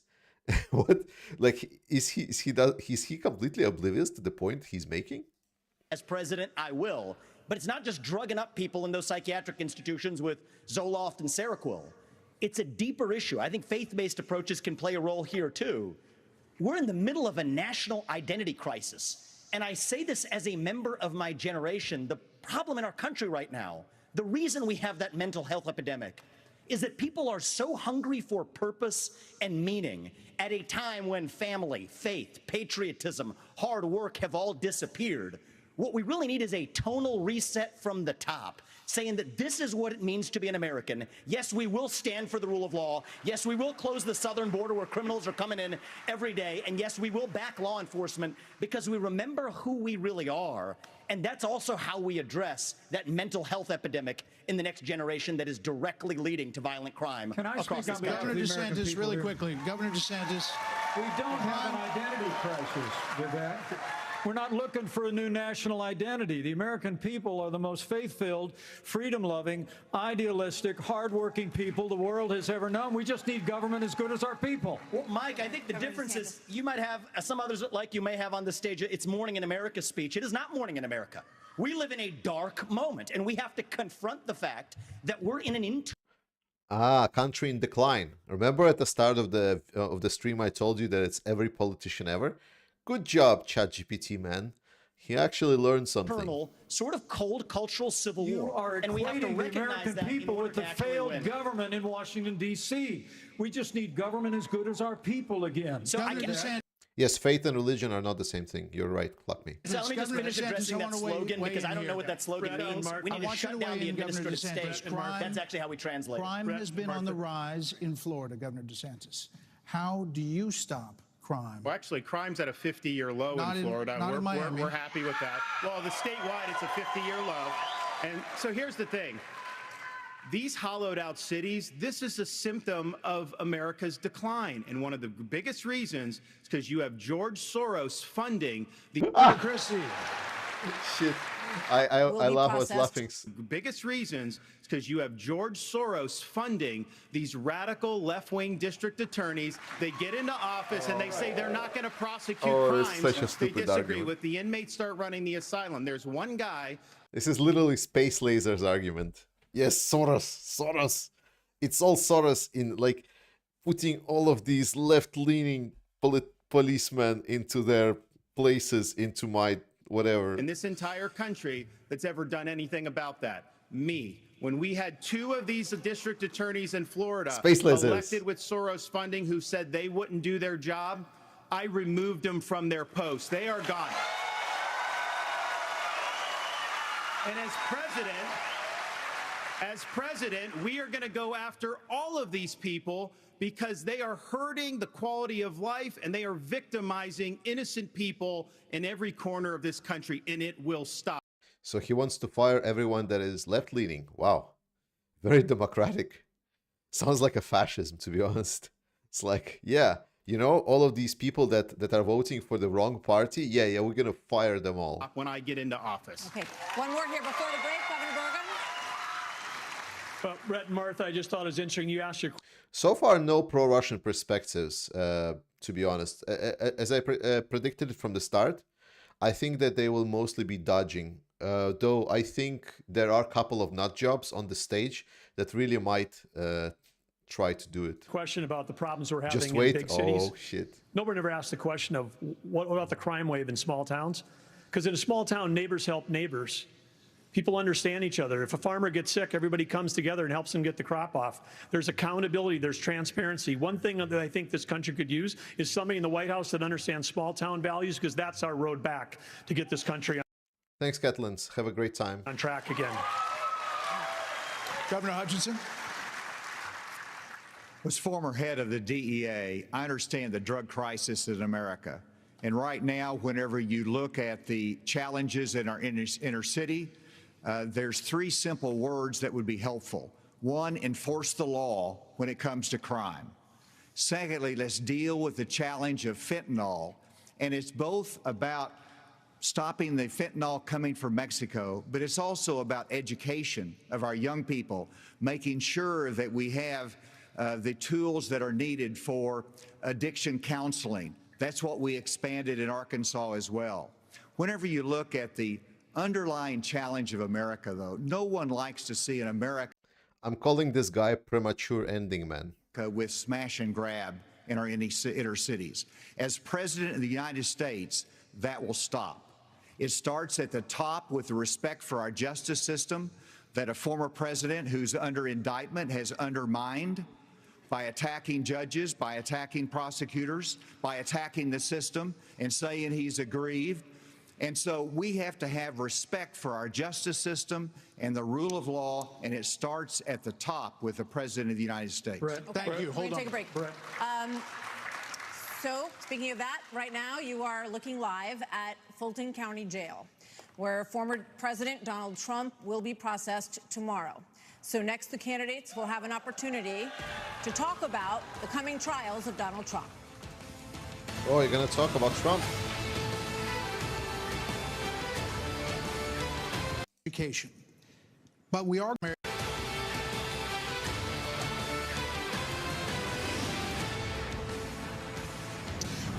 He did everything right, and then he didn't get called into We have debate. a lot to get to in this second hour of this. But didn't he decline debate anyway? So it doesn't matter. Like, he's still gonna be the nominee for the Republican Party. Who GOP cares? primary debate, policy discussions the Americans want to hear you all on. China, Ukraine, immigration, education. But we are going to take a brief moment and talk about the elephant not in the room. I like how he called Trump an elephant. Former President Trump has been indicted in 4 different states on 91 counts. He will be processed tomorrow in Georgia at the Fulton County Jail for charges relating to the 2020 election loss. You all signed a pledge to support the eventual Republican nominee. If former President Trump is convicted in a court of law, would you still support him as your party's choice? Please raise your hand if you would.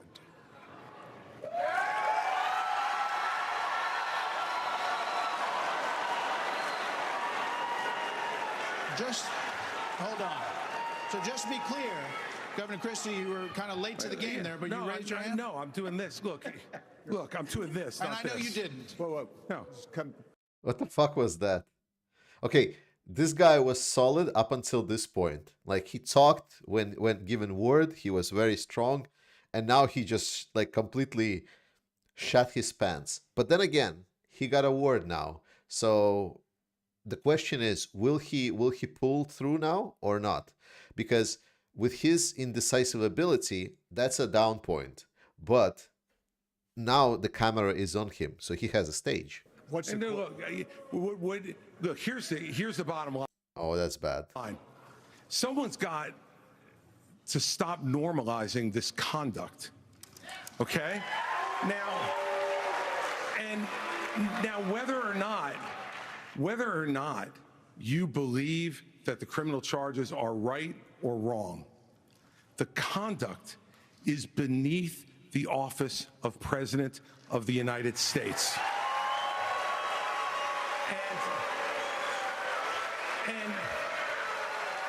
And you know, this is the great thing about this country.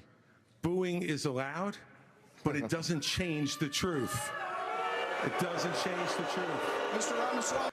No, the last one, like he was getting there, and then he flopped on the end. Like he need more training in how to talk shit to people that don't like his point with this last one. I know what he was trying to say. It's a good point, but he failed a bit. You raised your hand supporting. No, I'd like to get in and respond. Let's just speak the truth, okay? President Trump, I believe, was the best president of the 21st century.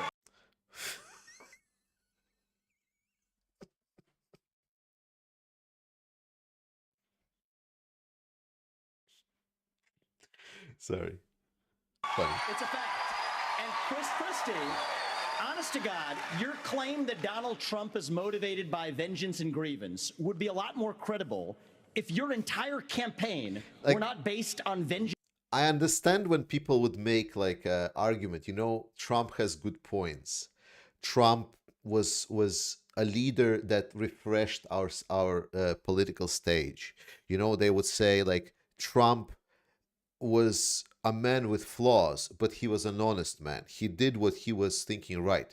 You know, there's a lot of things that you can say about Trump, and they will be true, and they would still paint him in a proper light. You know, there are good arguments that can be made, but saying he was the best president of 21st century is definitely not one of them. Vengeance and grievance against one man.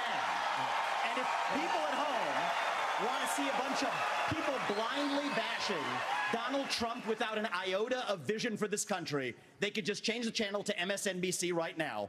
But I'm not running for president of MSNBC. I am running for president of the United States. We're skating on thin ice, and we cannot...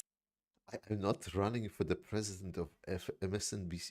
What? Set a precedent where the party in power uses police force to indict its political opponents. It is wrong. We have to end the weaponization of justice in this... No, justice works for all people equally. That's the point.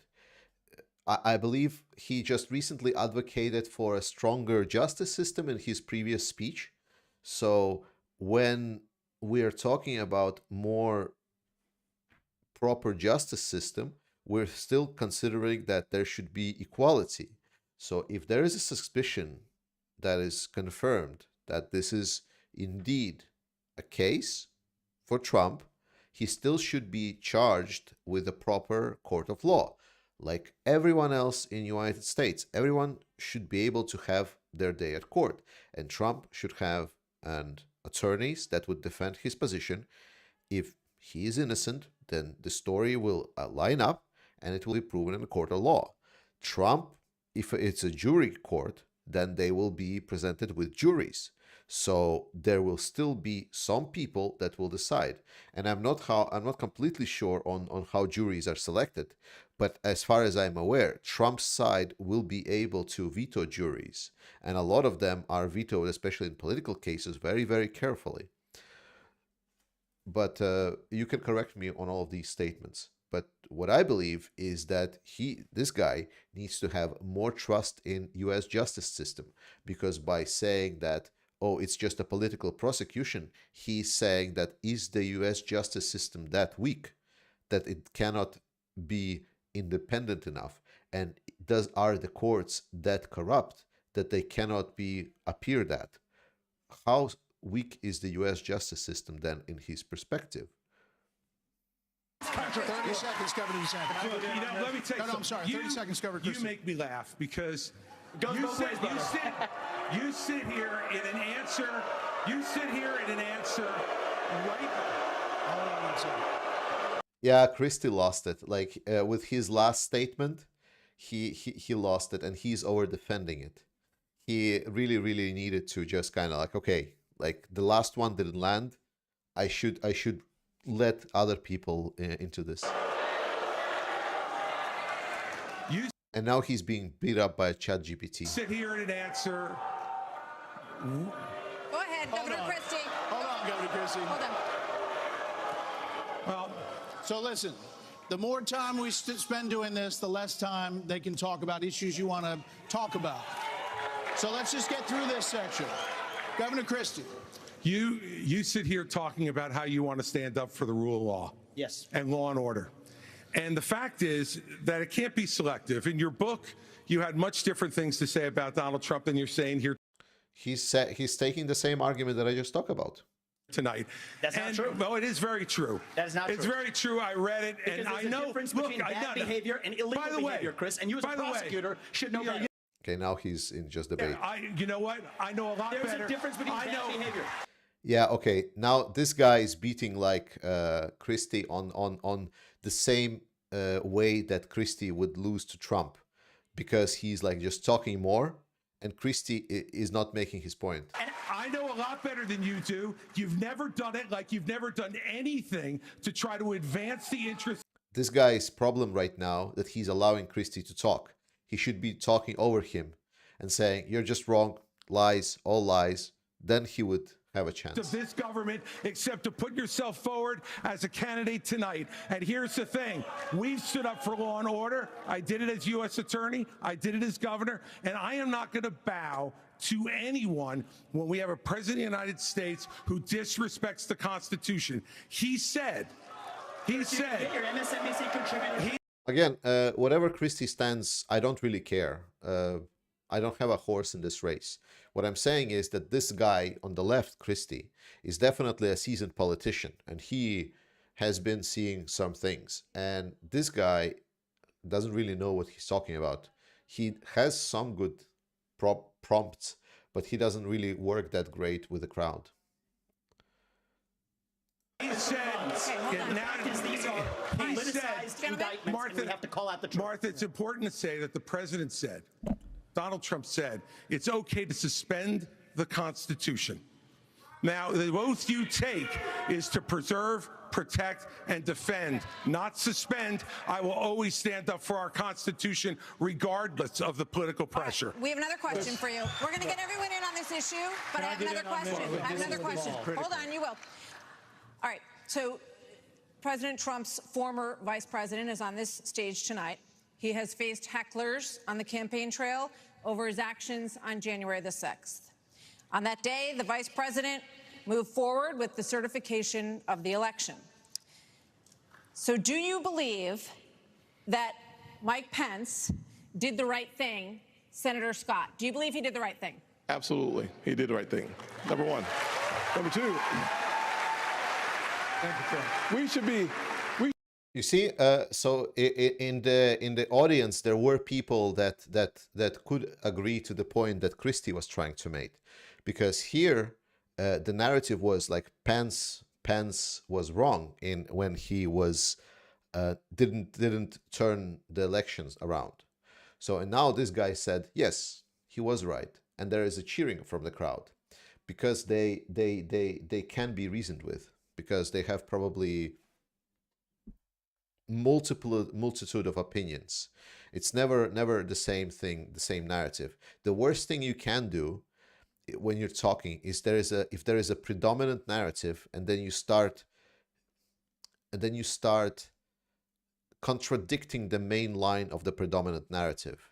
That is one of the worst things you can do, because like, you know, people can have varying opinion whether or not Pence did the right thing and so on. But what they know is like Donald Trump is our candidate. Yeah, we think he's not right. Okay, good. And you cannot go against it. What you can say is say, I don't know if Donald Trump is right or wrong. That's why we have justice system. I believe in a justice system of the United States, that it will work out. I think we need to support and try to help our ex-president find any kind of additional lawyers, because some of them were obviously paid by Hunter Biden, that he did it from his laptop. And what I think we need to do is try to support our ex-president as we can, And when I become the next president, I will do exactly that. I will try to make sure that our justice system is clear, and when people are wrongfully accused, they will get their fair there in court. So again, I'm making this shit up. But the point is that you cannot go against the main narrative. We should be asking ourselves a bigger question about the weaponization of the Department of Justice. When I'm president, the first thing I'll do is fire Merrick Garland. Second thing I'll do, fire Christopher Wray, because we need Lady Justice to wear a blindfold. Without that, no one has confidence in our justice system. 17% of Republicans have confidence in our Department of Justice. Here's why. We keep seeing not only the weaponization of the Department of Justice against political opponents, but also against parents who show up at school board meetings. They're called, under this DOJ, they're called domestic terrorists. This would be a very good argument if I would make my argument. This would be a very good response to my argument. Firing Christopher Wray to shut down the FBI. Actually have the courage to get it right. Mr. Ramaswamy, let me finish my comments. Yes. Not only that, in addition to that, we see the SWAT team show up at pro-life activist homes with guns drawn because this DOJ uses their power, uses their authority, not just against political opponents, but against conservatives and conservative causes. It is time for a change in America, and I will bring that change to the greatest nation on God's green earth.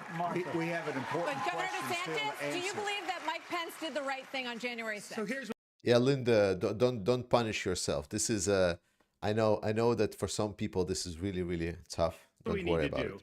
We need to We're gonna watch Democratic debate, and it's oh shit, there is no Democratic debate, is there? end the weaponization of these federal agents. But that's and not I the will do question. that. That's not the question. I know, but here's the thing. gonna answer the This question? election is not about January 6th of 2021. It's about January 20th of 2025, when the next president is going to take office. I know what the Democrats would like to do. They want to talk about all these other issues, but we've got to focus on your future. No, mostly We've got orange to guy focus talk on so far. reversing the decline of our country. Right. I learned in the military, I was assigned with U.S. Navy SEALs in Iraq, that you focus on the mission above all else. You can't get distracted. So Republicans, we've got to look forward, and we've got to make sure that we're bringing the message that can win in November Did not answer 2024. the question. Did not answer the question. Vice President Pence, The mission of the President what of do the you think, United Vice States President? is to support and defend the Constitution of the United States. I think the American people deserve to know whether everyone on this stage agrees that I kept my oath to the Constitution that day. There's no more important duty. So answer the question. I've answered this before. So yes. Why are we? Mike did his duty. I got no beef with him. But here's the thing: is this what we're going to be focusing on I'm relieved. going forward? The rehashing of this. I'll tell you, Governor the DeSantis, Democrats would love that, we and they spent- will win if we Governor let him get away DeSantis, with it. I'm not letting Biden hang out in the basement this time. We're going to run him ragged around this country, and we're going to hold him accountable. Let me just say, That's a like, remember when I talked about that we live in a dark ages and decline of our society? That is one rhetoric that every politician must know and use. Second one is our enemies would benefit from that. You do any kind of dipshit argument against your opponent, whatever he's doing, whenever like he's getting some kind of upper hand or he has a good point to say, then you say, oh, but if we continue arguing on this topic, this is what the other party would love. It's a rhetorical mechanism. Governor DeSantis, we spent an hour talking about policy. Former President Trump is beating you by 30, 40 points in many polls. So it is a factor in the GOP primary. Governor Hutchinson, you did not raise your hand. I did not raise my hand because there's an important issue we as a party have to face. And over a year ago, I said that Donald Trump was morally disqualified from being president again as a result of what happened on January 6th. More people are understanding the importance of that, including conservative legal scholars who says he may be disqualified under the 14th Amendment from being president again as a result of the insurrection. This is something that could disqualify him under our rules and under the Constitution. And so obviously, I'm not going to support somebody who's been convicted of a serious felony or who is disqualified under our Constitution, and that's consistent with RNC rules. And I hope everybody would agree with me. We're going to get to it 5 more times. We're going to move on. No, we're going to. Martha, can I answer the question? Can I get in on this? Okay, I'd like to answer. I've you're already gonna like been in my on answer. it, Hang in Vice there. President Pence. All right, I'd like to answer the question Go you ahead. asked and not give a pre-canned speech. Mike Pence stood for the Constitution, and he deserves not grudging credit.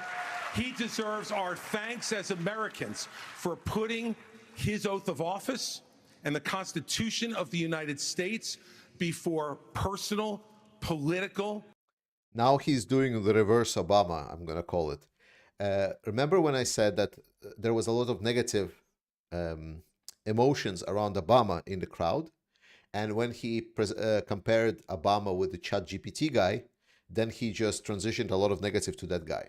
Now he understood that there is a lot of positive vibe around Pence. So now he's sucking his dick just to make sure that some of that positive vibes are drawing into him. And unfair pressure. And the argument that we need to have in this party before we can move on to the issues that Ron talked about is we have to dispense with the person who said that we need to suspend the Constitution to put forward his political career. Mike Pence said no, and he deserves credit for it. Okay. Governor Haley, we haven't heard from you on this. Do you agree? Do you agree that Vice President Pence did the right thing that day or not? I do think that Vice President Pence did the right thing, and I do think that we need to give him credit for that. But what I will also tell you is, look, I mean, when it comes to whether President Trump should serve or not, I trust the American people. Let them vote. Let them decide. But what they will tell you is that it is time for a new generational conservative leader. We have to look at the fact that 3/4 of Americans don't want a rematch between Trump and Biden. And we have to face the fact that Trump is the most disliked politician in America. We can't win a general election that way. In America, yes, but not in Republican Party. Very big, no, not a big, but like, should have skipped that part. Governor Bergen? It's Governor Bergen, opportunity. Happy to answer the question. Mike Pence did the right thing on January 6th. But I want to say, you started off the top of this hour saying we're going to talk about China, Ukraine, education. We are. China is the #1 threat to our country. And every minute that these 8 candidates spend talking about the past instead about the future is time that is just you know who loves it? Biden loves it, but China loves it when we're talking about the past. Okay, as promised, we were going to spend a few questions on it, let people say what they wanted to say. And now, indeed, we are moving on to the subject. The U.S. has committed nearly 77. Can I speak on this issue? I was kind of involved. You answered on this issue. You did say answer. something. Yeah. We thought you were done, but No, I please. wasn't done. Well, Mike, why don't you say this? Join me in making a commitment that on day one you would pardon Donald Trump. I'm the only candidate on the stage who had the courage to. He cannot pardon Trump.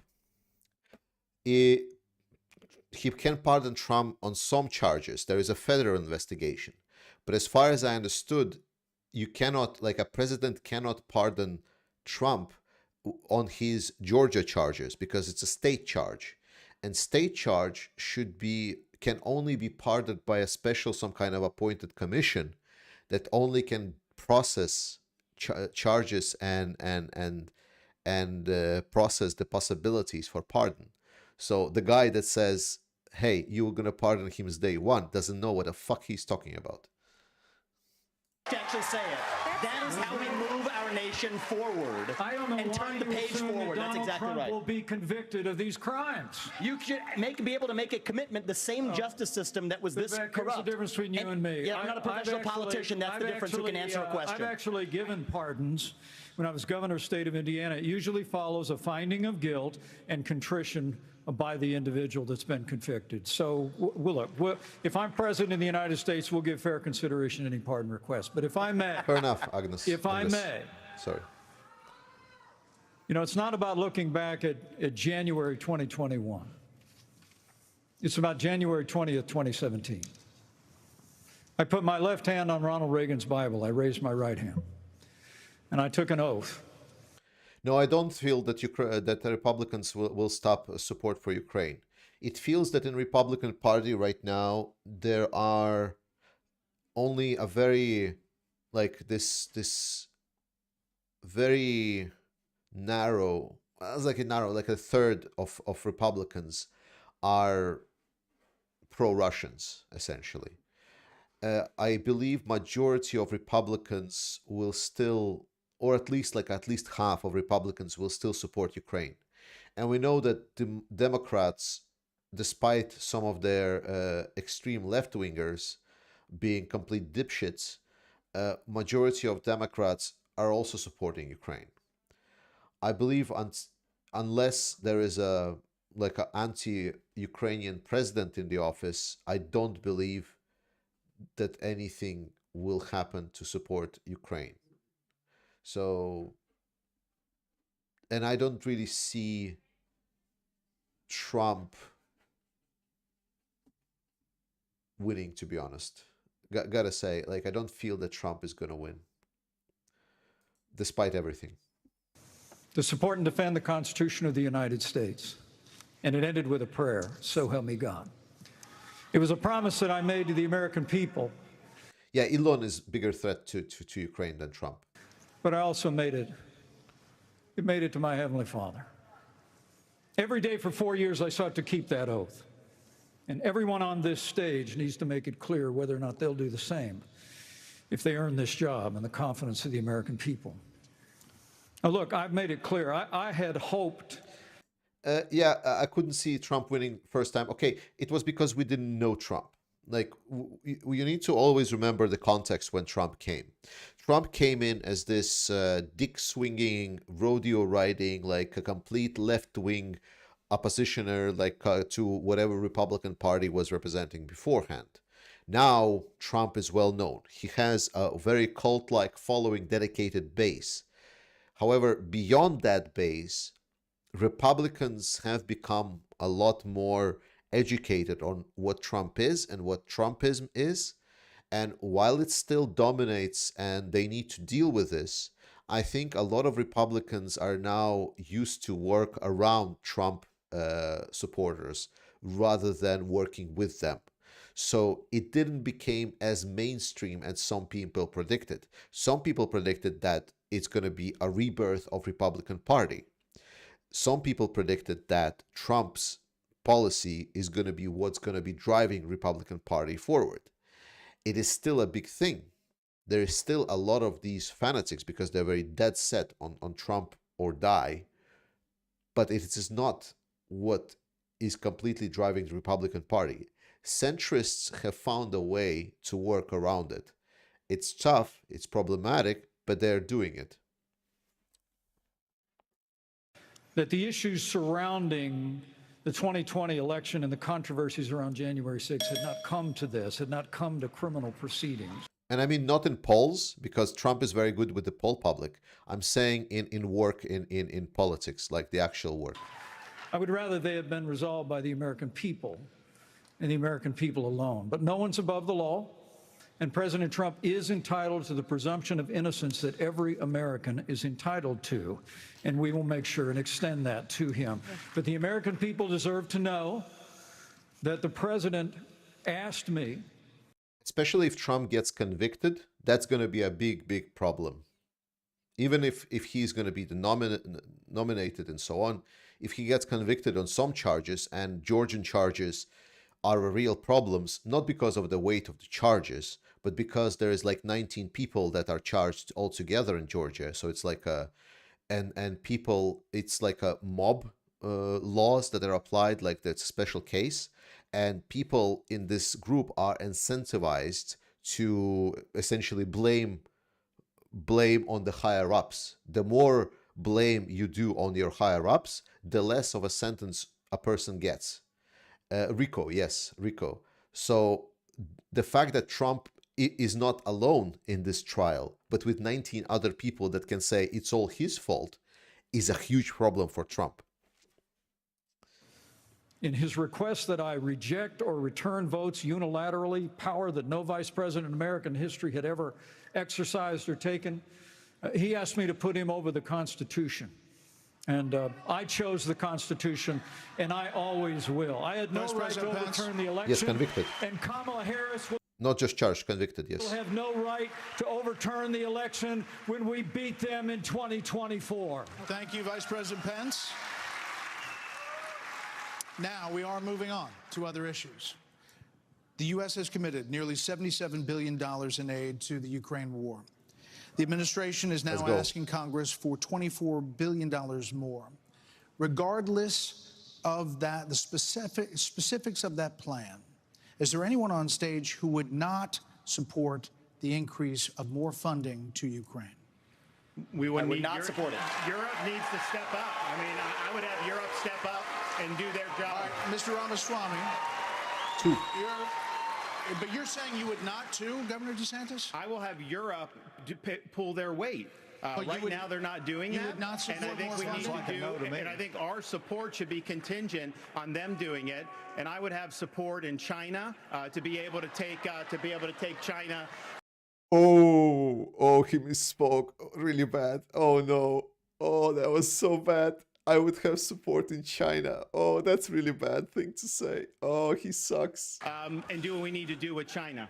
Mr. Ramaswamy, you would not support an increase of funding to Ukraine? I would not. And I think that this is disastrous, that we are protecting against an invasion across somebody else's border when we should use those same military resources to prevent across the invasion of our own southern border here in the United States of America. We are driving Russia further into China's hands. Didn't he just state that he was an immigrant in the US and made billions? And now he's saying, and I want to prevent other people from becoming wealthy. I want to use guns to kill immigrants. So all of those weapons. I mean, this guy is just spouting a lot of stuff. This is like I mean, he's appealing to the same Trumpists like non-logics as well, because if you think about this argument for 2 seconds, it just falls apart like nothing. This is not like a real argument. There is no argument. It's all stupid emotions. Like Mexicans bad, therefore vote me. The Russia-China alliance is the single greatest threat we face, and I find it offensive that we have professional politicians on the stage that will make a pilgrimage to Kyiv, to their Pope, Zelensky, without doing the same thing for people in Maui or the south side of Chicago or Kensington. I think that we have to put the interests of Americans first, secure our own border instead of somebody else's. And the reality is, this is also how we project strength by making America strong at home. All right, we heard the names. Governor Christie first. All right, look. I did go to Ukraine, and I went to Ukraine because I wanted to see for myself what Vladimir Putin's army was doing to the free Ukrainian people. And let me tell you, I want you all to look around this arena tonight and imagine that every one of these seats was filled. And if every one of them was filled, there would still be 2,500 more children outside to make over 20,000 who have been abducted, stolen, ripped from their mothers and fathers, and brought back to Russia to be programmed to fight their own families. They have focusing on the kids and not suffering of Ukrainian nation, very good. Very often in my rhetoric, I am appealing when I'm expressing my thoughts is because it's very personal to me, to what's happening with Ukrainians because of the injustice. It's not always true for wider public, especially in some other countries like US, Britain, and so on. It's not always easy to understand what kind of hardship everyday life. Like, for example, if a soldier dies, it's a huge tragedy for Ukrainians because it's someone's father, someone's brother. But in a lot of people's perspective, that's the soldier's job. If a soldier dies on his job, not that much of a big deal, you know? Despite the fact that a lot of these people that are fighting right now, they are not soldiers, they're mobilized people, right? But as soon as they put on the uniform, their deaths become devalued. So it's very good that he's taking the kids angle, because that is unforgivable. Like, that is something that each and every one can emphasize, and especially after there was such a strong response to the whole abortion issue. gouged out people's eyes, cut off their ears, and shot people in the back of the head, men, and then gone into those homes and raped the daughters and the wives who were left as widows and orphans. This is the Vladimir Putin. This is the Vladimir Putin who Donald Trump called brilliant and a genius. If we don't stand up against this type of autocratic killing in the world, we will be next.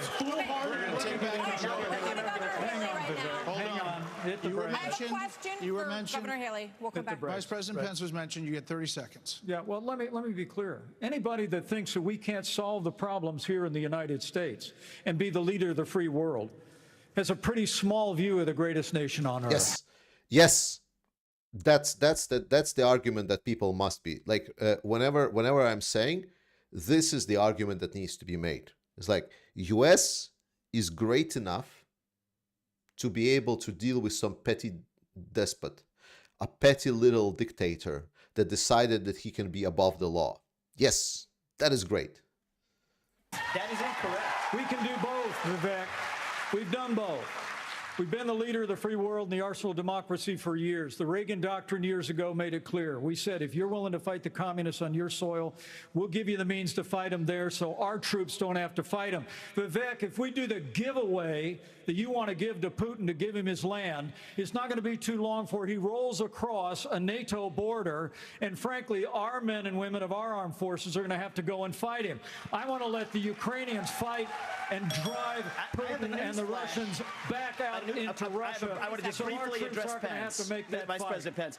I have a newsflash. The USSR does not exist anymore. It fell back in 1990. Did I say the real USSR? threat? You talked about the communists, and the real communists that we have to address right now. Do you not have any idea what Vladimir Putin's aims are? You already spoke. Now I actually have something to say. Vladimir Putin has been saying he wants to reestablish the old Soviet sphere You've made of your point, influence. Vice President. Vice Now, President Pence, I'm sorry if I insulted him by calling him a communist.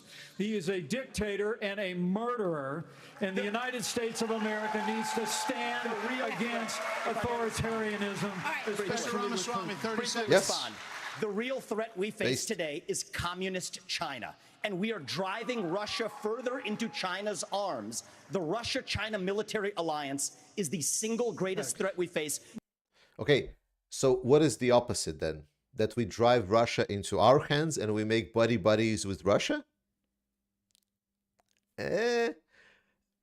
If we don't want to make buddies with Russia, wouldn't that it make sense that if they're going to have an alliance between China and Russia, that Russia would be weaker so that the whole alliance is weaker? Or do you expect if we don't support Ukraine, suddenly China will become our good friend? Nobody in either political party is talking about it, and I am the only non-neocon on this stage. And I'm just tackling the argument. I'm just like, this guy is a load of bollocks. Will keep us out of war. Mr. Vice President, we can't hear. Mr. Vice President, is to give Russia everything they've got. Mr. Vice President, Give them a promise that Ukraine will never be in NATO, and then somehow Mr. Vice President. China will not think about taking Taiwan. We achieve peace through strength. Mr. Vice and America President. needs to stand for freedom. Based. Okay. Here we go. I think we need to establish some ground rules when here, we folks. hear this bell, Yes. that means your time's done. We're done. So, Mr. Vice President, we appreciate your aggressiveness here. 30 seconds is 30 seconds. Mr. Ramaswamy, you were mentioned. You get 30 seconds. So the reality is So far, Pence on Ukraine is really on point. that today, Ukraine is not a priority for the United States of America. And I think that the same people who took us into the Iraq War, the same people who took us into the Vietnam War, you cannot start another no-win war. And I do not want to get to the point where we're sending our military resources abroad when we could be better using them here at home to protect our own borders, protect Yes, I'm pretty sure Hawaii can really use some of those HIMARS right now. the homeland. All right. That will be my top priority in foreign I policy. think we gave you protect more this than the 30 homeland. seconds in the rebut. So I do want to get to some other people because everybody, we respect everybody's time here. So, Governor Haley, you did not raise your hand, meaning that you would support more funding for the Ukraine war. You have said of Governor DeSantis that you didn't appreciate it when he initially called it a territorial dispute. Why? First of all, the American president needs to have moral clarity. They need to know the difference between right and wrong. They need to know the difference between good and evil. Right. When you look at the situation with Russia and Ukraine, here you have a pro-American country that was invaded by a thug. So when you want to talk about what has been given to Ukraine, less than 3.5% of our defense budget has been given to Ukraine. If you look at the percentages per GDP, 11 of the European countries have given more than the U.S. But what's really important is go back to when China and Russia held hands, shook hands before the Olympics, and named themselves unlimited partners. A win for Russia is a win for China. Yes, and this is exactly, that's why the ChatGPT guy argument is so bad, because the answer to that is so easy, because you can just say, yes, they already agreed before the war, so how are you saying that they're losing this war is pushing this away? If the ChatGPT guy would really want to put an argument, he needed to appeal to two things. A, we are spending money and just making money, but that's a bad argument because we know that it's not really money spent, right? And second one, nuclear threats. Nuclear is still a big thing. Saying that this pushes us into the more unstable world because of the potential nuclear escalation was the argument that the other guy needed to take, the ChatGPT guy. So, because against nuclear, there is no super good argument. There is no like something solid because there is still unknown, right? A lot of these things that China was going to be pushed, Russia is going to be friends with China, there are already known answers to that.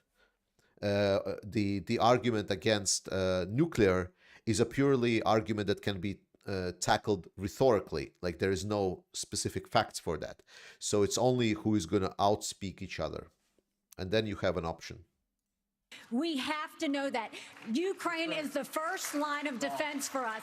And the problem that Vivek doesn't understand is he wants to hand Ukraine to Russia. He wants to let China eat Taiwan. He wants to go and stop funding Israel. You don't do that to friends. What you do instead is you have the backs of your friends. Ukraine is the front line of defense. Putin has said once Russia takes Ukraine, Poland and the Baltics are next.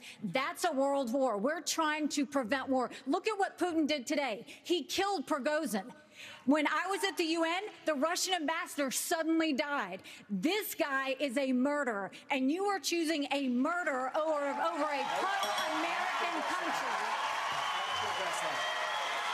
First of all, Mr. Ramaswamy, you have 30 seconds. Mr. DeSantis, Nikki, I wish you well in your future career on the boards of Lockheed and Raytheon. You know, I'm not on the boards of Lockheed and Raytheon, and you know, Boeing came off of it, but you've been pushing this. This is very interesting that because this is leftist logic, right? This is the argument that leftists. So if I would be in Haley, I would say, well, why are you using leftist talking points? It's like, because Republicans don't use leftist talking points about that someone is working for weapons companies. America good, weapons good. Lockheed is making us richer. Yes, good. Like I want U.S. defense industry to be the strongest in the world. I want more money in the U.S. defense industry, so we are the #1 country in the world. So that's a leftist argument that this ChatGPT guy is making. This lie. You've been pushing this lie. No, of course he's not leftist. He's making a left wing argument. All week, you want Nikki. to go and defund Israel? You want to okay, let me address that. I'm glad you brought that up. I'm going to address each of those right now. This is the false lies of a professional politician. There you have it. Your watch, so the reality is, America less safe. You have no foreign policy experience, and it shows. And you know what? The foreign policy experience that you all have shows in the pointless wars we've gotten into. I have to address that. So our relationship with Israel will never be stronger than by the end of my first term. But it's not a client relationship. Okay, so can we agree? You guys asked me about how I feel about Ukraine. We just saw one anti-Ukraine guy just being completely obliterated by two sides. From one side, he was obliterated by Pence. Then he got into argument with Haley, and he just got completely demolished by Haley. And the whole event is just now on their feet yelling at him. It is a friendship. And you know what friends do? Friends help each other stand on their own 2 feet. So I will lead Abraham Accords 2.0. I will partner with Israel to make sure Iran never is nuclear armed. But you know what I love about Israel? And I've been there probably in the last 10 years more than most people on this stage. You know what I love about them? I love their border policies. I love their tough on crime policies. I love that they have a national identity and an iron dome to protect their homeland. Deflection. And so, yes, I want to learn from the friends that we're supporting. And what puzzles me is, I want to learn from those and apply those to protect our homeland, Nikki. Israel that is the needs answer. America. America needs Israel. Okay, Governor DeSantis, you were mentioned at the territorial dispute. No, I'm not worried that Ukraine is fucked if Republicans win. Not only... No, it's not a territorial dispute President either. of the United States, your first obligation is to defend our country and its people.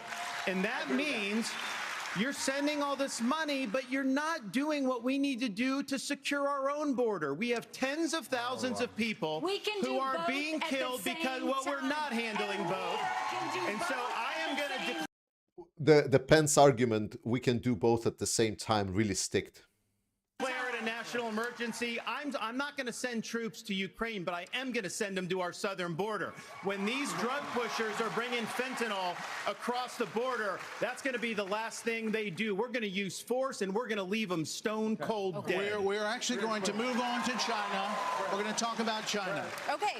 Governor Burgum. China has the biggest navy in the world, the biggest army in the world. Now they have warships off the coast of Alaska. They are threatening Taiwan.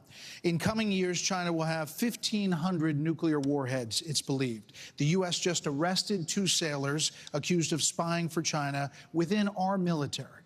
So the question is, how would you deter China as a president, Burgum? No, Mika. It's not about who wins. Like even pro like even if Trump wins, right? The person that we will not will not. There will still be Republicans that would believe in supporting Ukraine, and there would still be Democrats that will want to support Ukraine. And a lot of these policies that support Ukraine can be pushed even essentially outside president if Biden prepares a ground for it. For example, if Biden prepares certain policies, it's going to take and gets them through the Congress, I believe, like through the whole legislature basically. Right now, if Trump wins, then because after election there is still period. Remember before there is a change. So then for Trump, it's going to be harder to get rid of them because he will not just get those out of U.S. law just by support of his pro-Trump base. Well, this is the #1 issue we're facing. And of course, we haven't been talking about it, and we act like that letting Russia win in the Ukraine is like a gimme as opposed to a gift to China. Russia has become China's gas station. But how would we do it? The Biden administration is a complete fail. China imports 10 million barrels of oil a day, more than any other country in the world. They do not even have all the food they need to feed everybody in that country, so they don't have energy security or food security.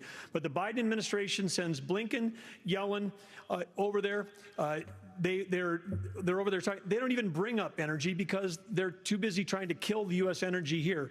And what we need to do is not meetings, not press releases, because something that would send a lot more than a press release is actually Harpoon missiles. We need anti-ship missiles on Taiwan. The way that you have a war never start, which is the goal, the way you have peace through strength, is that you actually have strength. You actually have deterrence. And what we have in what we've got going on in Ukraine is an example of when deterrence fail. What is an example there of Biden's disastrous withdrawal from Afghanistan, the fact that he green-lighted Putin moving into Ukraine, and then now they see weakness, and when they see weakness, they make a move. And we have to be strong, and we have to be strong both in Ukraine, and we can solve the southern border. Absolutely, we can do that, because guess what? There's only 19,855 authorized people for the Border Patrol, but they're not all staff because the Biden administration doesn't enforce law enforcement. But Biden administration wanted to put 87,000 people in the IRS as opposed to giving the money and the support we need to our own Border Patrol. Okay. Senator Scott. Oh, another premature guy. He stopped before the bell. On China, that same question. And I speak about China. Let's fire the 87,000 IRS agents and hire or double the number of Border Patrol agents. I just left Yuma, Arizona about 2 weeks ago. The most pressing need of the American people from a national security standpoint is our southern border. It has led to the death of 70,000 Americans because of fentanyl, plus 6 million illegal crossings since President Biden has taken office, and 200 people on our national security watch list have been caught at our border. How many have not been caught at our southern border? If we just spend $10 billion, we could finish the wall. For finish the wall, guy. $5 billion more, we could have the military-grade technology Send fucking HIMARS. to surveil our southern border to stop the flow of fentanyl and save 70,000 I guess Trump didn't build the wall. So. Americans a year. That should be the priority of this government. And as the next president of the United States, I will make that border wall complete. There are many more That doesn't ring the same tone as build that wall. questions on China. I do want to ask about. I want to say I couldn't agree more. It's not just the 70,000 from fentanyl. We've lost 200,000 people to overdoses since Biden took office. That's 300 people a day. We're taking mass casualties, and those aren't. That's a statistic. But these are sons and daughters, nieces and nephews that we're losing. We've got North Dakota troops down there flying night helicopter missions from San Diego to the Gulf Coast, trying to stop these transnational criminal organizations. They've got better funding on their side than we've got on our side. Speaking. Yeah, I think HIMARS is going to be answer to everything in the question, I guess. HIMARS, the abortion. Which Governor Hutchinson, speaking of which, images from earlier this month, Governor Hutchinson, with Mexico, Vice President Pence, policy. images from earlier this month. Vice President Pence, it really doesn't help. I'm asking a question.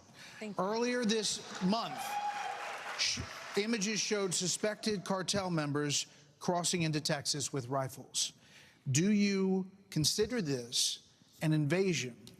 Would you authorize lethal force along that border? There would be lethal force used by the Border Patrol, law enforcement as needed to protect the border. Absolutely. When you look at the military has to be used for intelligence gathering purposes. This is not unusual.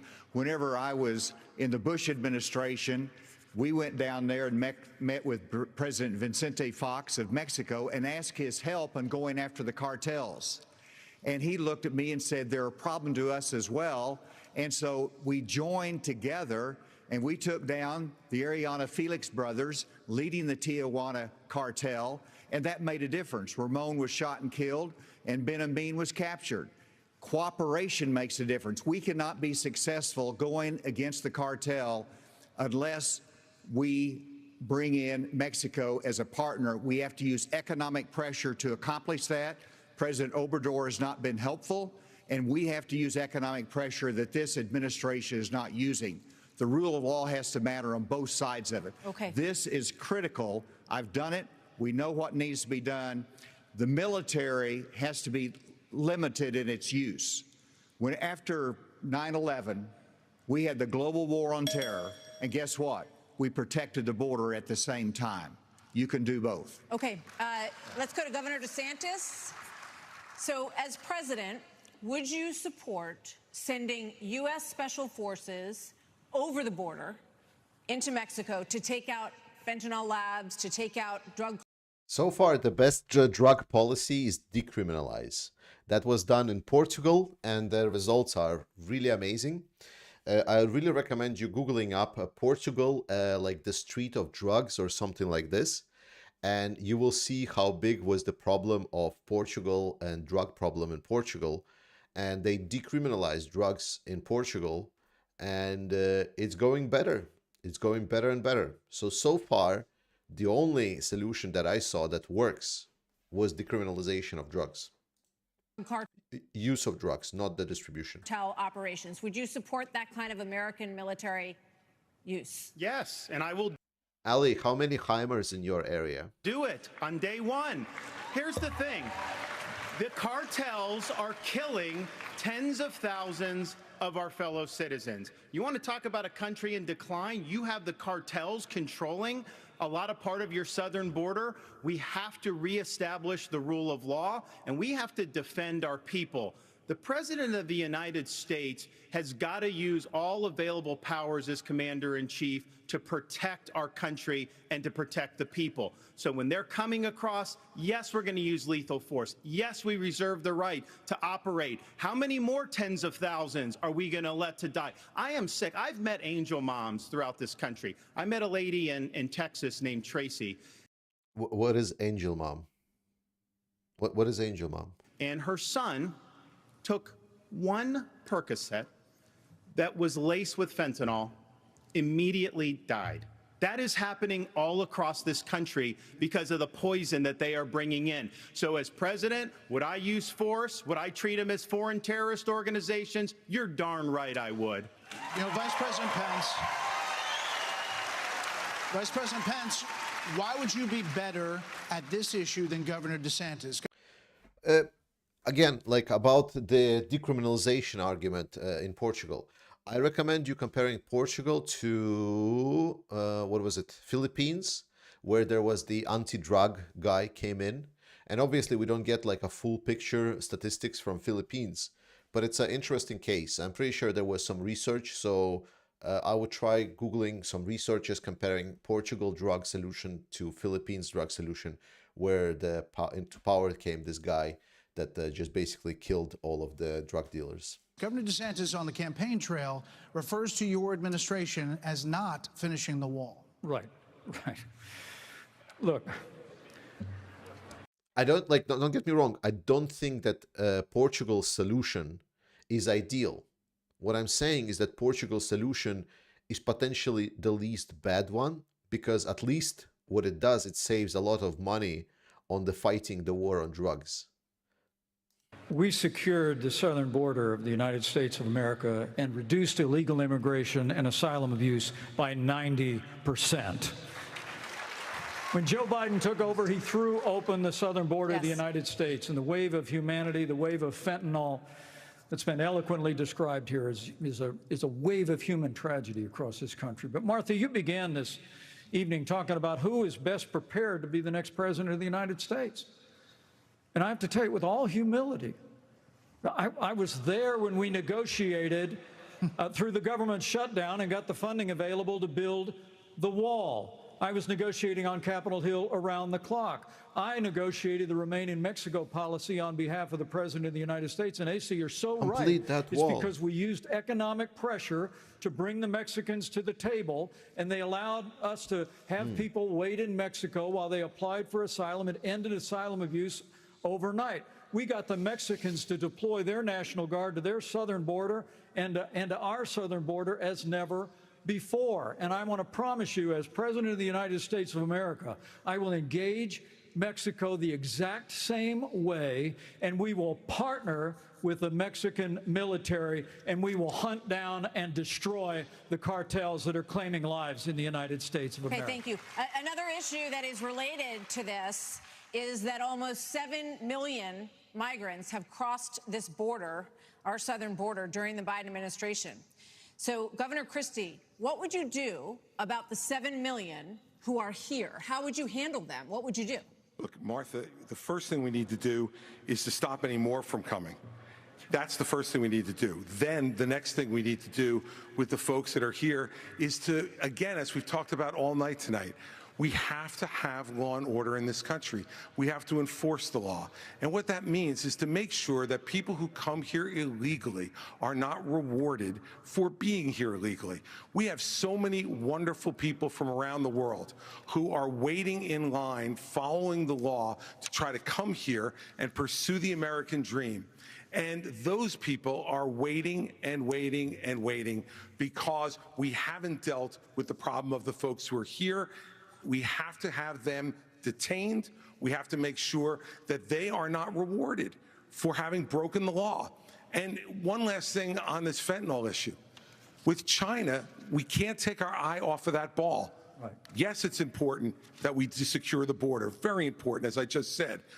But China is sending these chemicals to these drug cartels for them to create the fentanyl that is killing hundreds of thousands of our citizens. The Chinese are engaging in an act of war against us, killing our citizens. We better make that priority one in our conversations with China and to try to straighten that relationship out, because if we don't, we're going to lose more and more of our citizens. I just want to clarify, would you send those people back? Of course.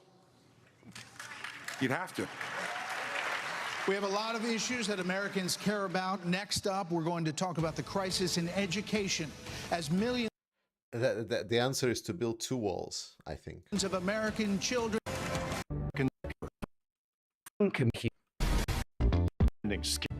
Yeah, I really hope this is coming to an end soon.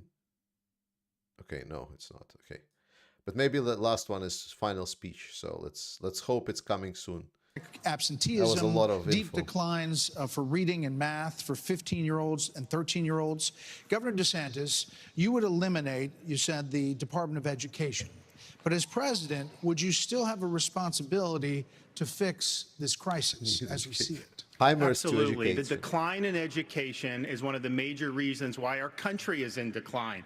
We need education in this country, not indoctrination in this country. And in Florida, we stood up for what was right. First, we had schools open during COVID, and a lot of the problems that we've seen are because these lockdown states lock their kids out of school for a year and a half. That was wrong. We stood up. I took a lot of fire for that. I was pilloried by the media, but I stood for our kids. And as president, I'll stand for you and your kids as well. But we have to make sure that what our schools are doing is focusing on solid academics. In Florida, we eliminated critical race theory from our K-12 schools. We eliminated gender ideology from our K-12 schools. And we have elevated the importance of American civics in teaching our kids about the Constitution and the Bill of Rights. As president, I'm going to lead an effort to increase civic understanding and knowledge. I don't know how to comment because I have no idea what's in the American curriculum. This is really, really beyond me, right? I don't know what's being taught to kids. I don't know how the school system works. So this is probably my least known topic. Of our Constitution, we cannot be graduating students that don't have any foundation in what it means to be an American. Mr. Ramaswamy, Mr. Ramaswamy, hold on, Senator Scott. You've said that the Department of Education, the FBI, the ATF, the Nuclear Regulatory Commission, the IRS, the Department of Commerce, many of these should not exist. That's correct. So to the education question, how would you deal with the crisis? So look, we have a crisis of achievement. Let's shut down the head of the snake, the Department of Education. What I think is that the school should prepare people, like if we're talking about the basic schools, that the school should prepare people to understand the world and challenges of the world beyond having the basics. Very often people, when they're discussing the education system, they're focusing a lot on the basics, that we need to teach physics, math, and so on. Well, that's great, but that's kind of the basics, you know, we need to start with that.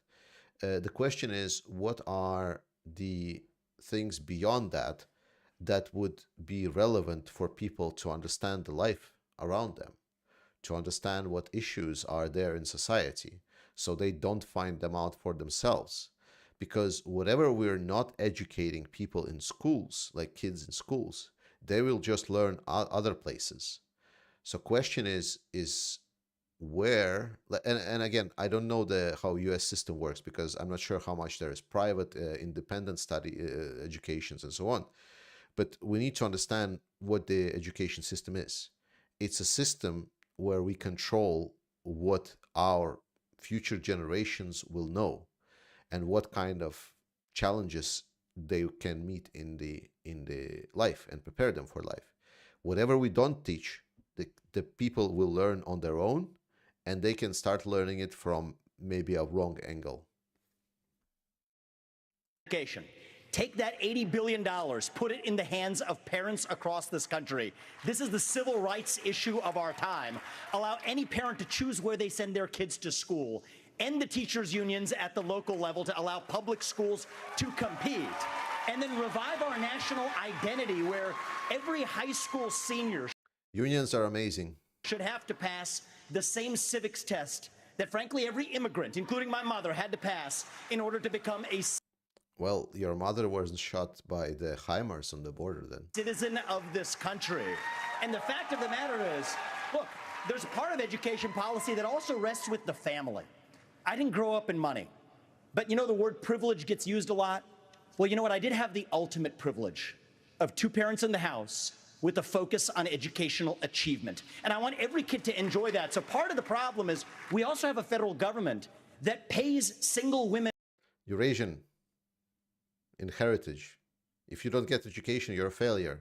And more not to have a man in the house than to have a man in the house, contributing to an epidemic of fatherlessness. And I think that goes hand in glove with the education crisis as well, because we have to remember education starts with the family, and the nuclear family is the greatest form of governance known to mankind.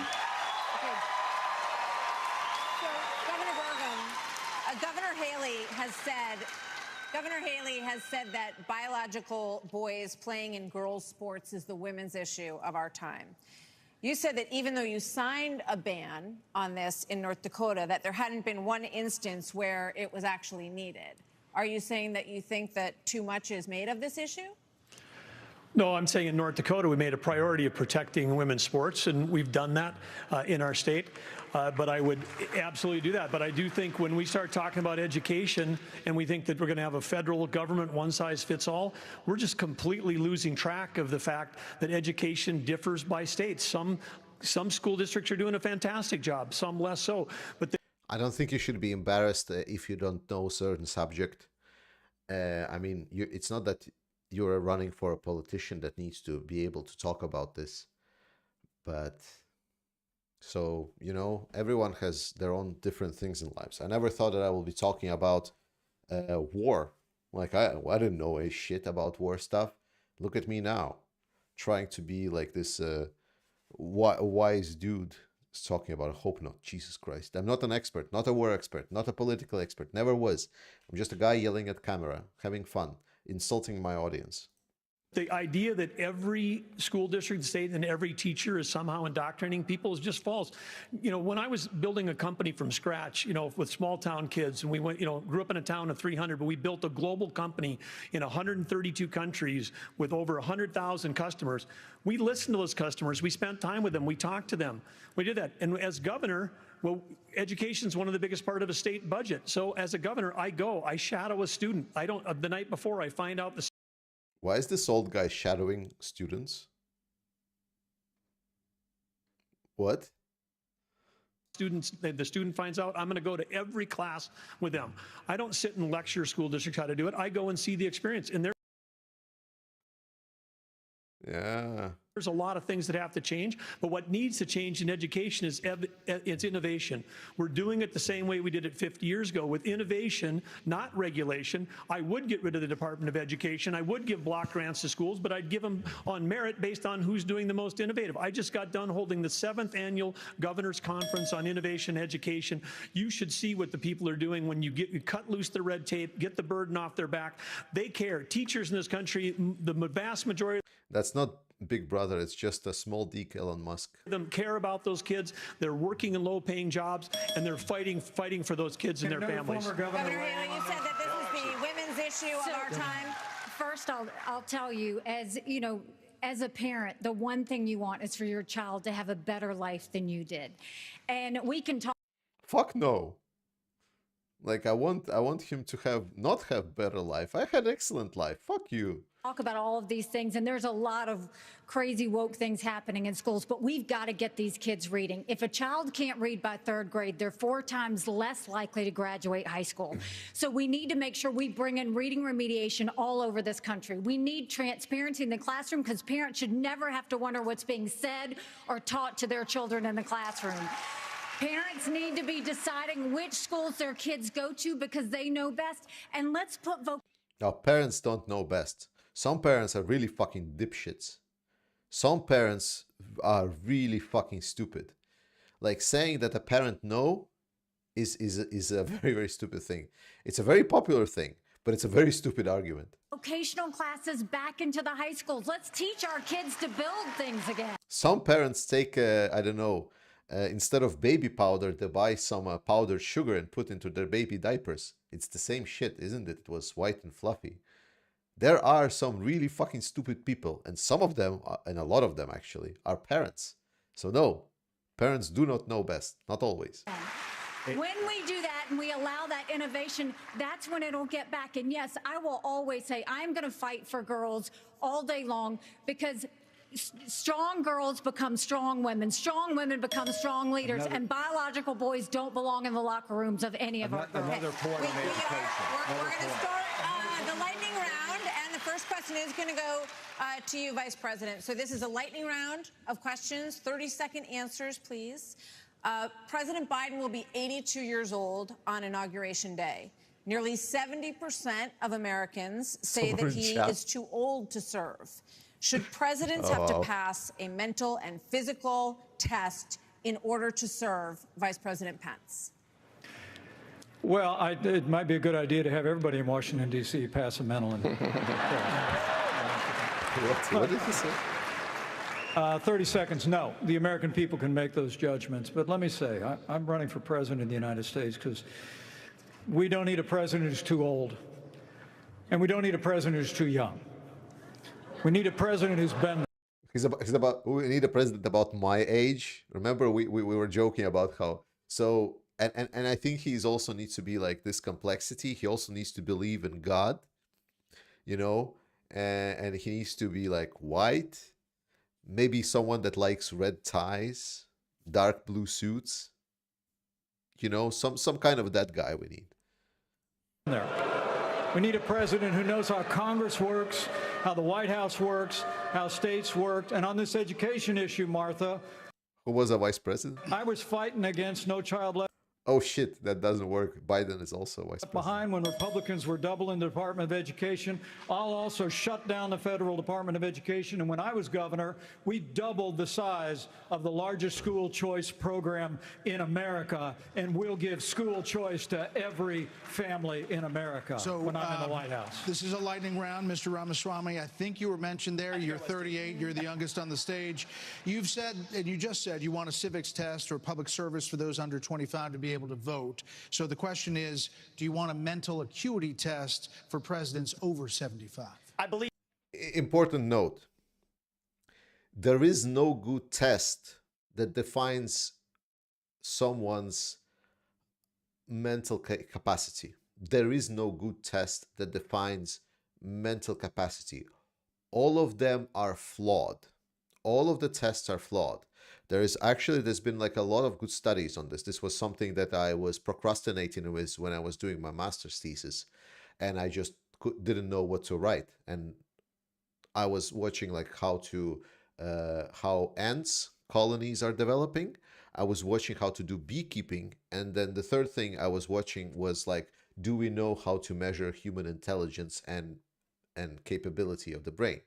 And there is no good tests. All of them are really, really bad. Well, not really bad, but pretty bad. So when someone says like, I'm going to make them pass one test, it's not ideal. It's even the people of this country to tell the difference between somebody who's an automaton and somebody who's actually a thinking agent in the White House, which we don't. You're ChatGPT, man, so don't have in there today. And I will tell you, I want to address Vice President Pence's comment. I think we do need somebody of a different generation to lead this nation forward. Look at the way I've run this campaign. Going to the south side of Chicago, to Kensington, in the middle of Philadelphia, where traditional Republican candidates don't go. We have an opportunity to build a multi-ethnic. We literally have a candidate from Philadelphia.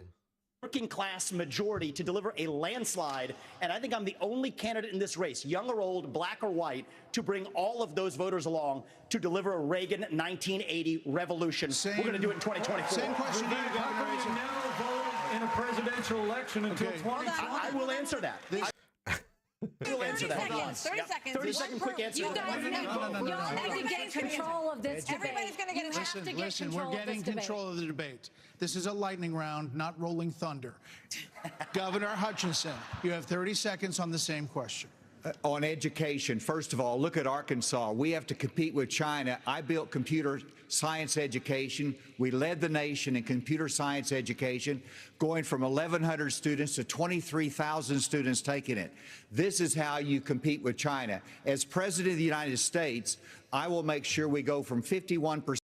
Be more Asian. Shame your kids into studying. Of our schools offering computer science to every school in rural areas and urban areas offering computer science for the failures benefit of our kids, and we can compete with China in terms of technology. Thank you, sir.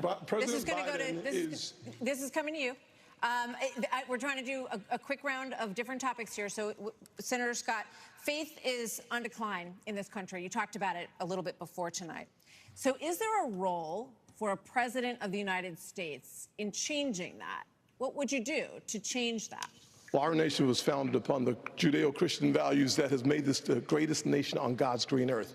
I'm a big believer in Ephesians 3:20 that God is able to do exceedingly abundantly above all that we ask or imagine. Our responsibility should be to model the behavior we want others to follow. On education, the only way we change education in this nation is to break the backs of the teachers' unions. They are standing in the doorhouse of our kids, locking them into failing schools and locking them out of the greatest future they could have. As President, Governor DeSantis, would you support some mandatory military service for all Americans? I think it should be voluntary. I'm somebody that volunteered to serve, inspired by September 11th, and I deployed to Iraq alongside U.S. Navy SEALs in places like Fallujah, Ramadi. And it's something that I think has taught me, you know, when you go in that type of environment, anything you have, your personal agenda, you check it at the door. You go there, and it's about focusing on the mission above all else. And guys come together, and they get it done. And that's how I would view being the It's not like the easiest question in a decade. This guy got President of the United States. It's not about me. It's not about all these other side issues. My sole what is it called? Softball question? Focus will be on your future and reversing this country's decline. Okay, now for something a little out of this world, and this is for you, Governor Christie. Do you believe that the recent spike in UFO encounters... I get the UFO question? Yeah, you do. Come on, there man. Okay, we've been hearing a lot of fucking testimony space in Congress, lasers, and people are taking this a lot more seriously. And we're hearing that there are things going on that people aren't aware of. So. Yeah. Gray man's. What is it called? Like gray skulls in the chat. I don't know how they call it. Like more gray friends in chat, guys, for sure. If you were president, Governor Christie, would you level with the American people about what the government knows about these possible Look, encounters? Martha, and especially coming from a woman from New Jersey, I think it's horrible that just because I'm from New Jersey, you asked me about unidentified flying objects and Martians. We're different, but we're not that different. Look, of course, the job of the President of the United States is to level with the American people about everything. The job of the President of the United States is to stand for truth. That's, again, an easy question. Like, it's just, you have so many ways to deflect the joke around it. It's just too easy. The job of the President of the United States is to be a role model for our children and our grandchildren. And so whether it was UFOs or this problem of education, and Tim's right, by the way, and I started this in 2010 by going right after the teachers' unions in New Jersey and drove them down to an all-time low popularity rating because they were putting themselves before our kids. That is the biggest threat to our country, not UFOs. Okay. Well, coming up, we've got closing arguments. Plus, right after the debate, Hannity is live from the spin room right here. I don't really believe we're going to hear... Forum with I don't really believe we're going to hear anything new in the closing arguments. I think we heard the majority of debate, and what a fucking shit show that was. But taking away something serious, again, some serious notes, we see that anti-Ukrainianism is not really that popular beyond the pro-Trump crowd. We also see more conservative Republicans are quite strong. and we hear that they're able to find arguments how to convince people, even in moderately Trump camp. So I wouldn't worry about Ukraine, which is great. This is what I wanted to hear the most. Other than that, a lot of traditional issues with U.S. society. So that's pretty good. I think it was a Republican debate, indeed. And we'll see how the Trump case ends up. I believe if Trump will be a nominee and he gets convicted, it's going to be really bad for Trump. But we're going to see. Hope you enjoyed watching this as much as I did. Quick kind of heads up for you guys. I'm still going to be talking about this, but I'm thinking that I might, in October, drop by US and visit one of the cities. And I'm not sure which one. It's either going to be Boston or New York or Washington. I'm more and more kind of aiming towards Washington, but we'll see how it goes. I would really want to drop by. That would be my first visit to United States at all. So if you're interested into this, I will take any kind of suggestions, what to do, how to get there, what to set up. I would like to set up some kind of a, I'm not sure if a panel discussion will be a right way, but at least meet with some local people, talk, have a great talk, follow up, whatever. Would be really nice. Great state, Washington. No, I mean DC, Washington, DC, not the state. The state is a little bit too far. If you go to see real America. Yeah, I would love to see America, but I don't have the time. And more importantly, I don't have a license. So that's like a whole another issue. So I'm going to be stuck in a city only. All right, cool. Anyway, guys, thank you so much for sticking with me today. Would be really nice to see what you have to say. I'm gonna continue with my Ukraine content. I'm gonna make new videos tomorrow. Gonna make new videos on the weekend. A lot of really good news coming out from Ukraine. Slava Ukraini again. Really happy to know that they're celebrating their Independence Day, and I'm looking forward to see what kind of good news I wake up tomorrow. Have a great day, evening, night, whatever time of the day you have. Bye-bye.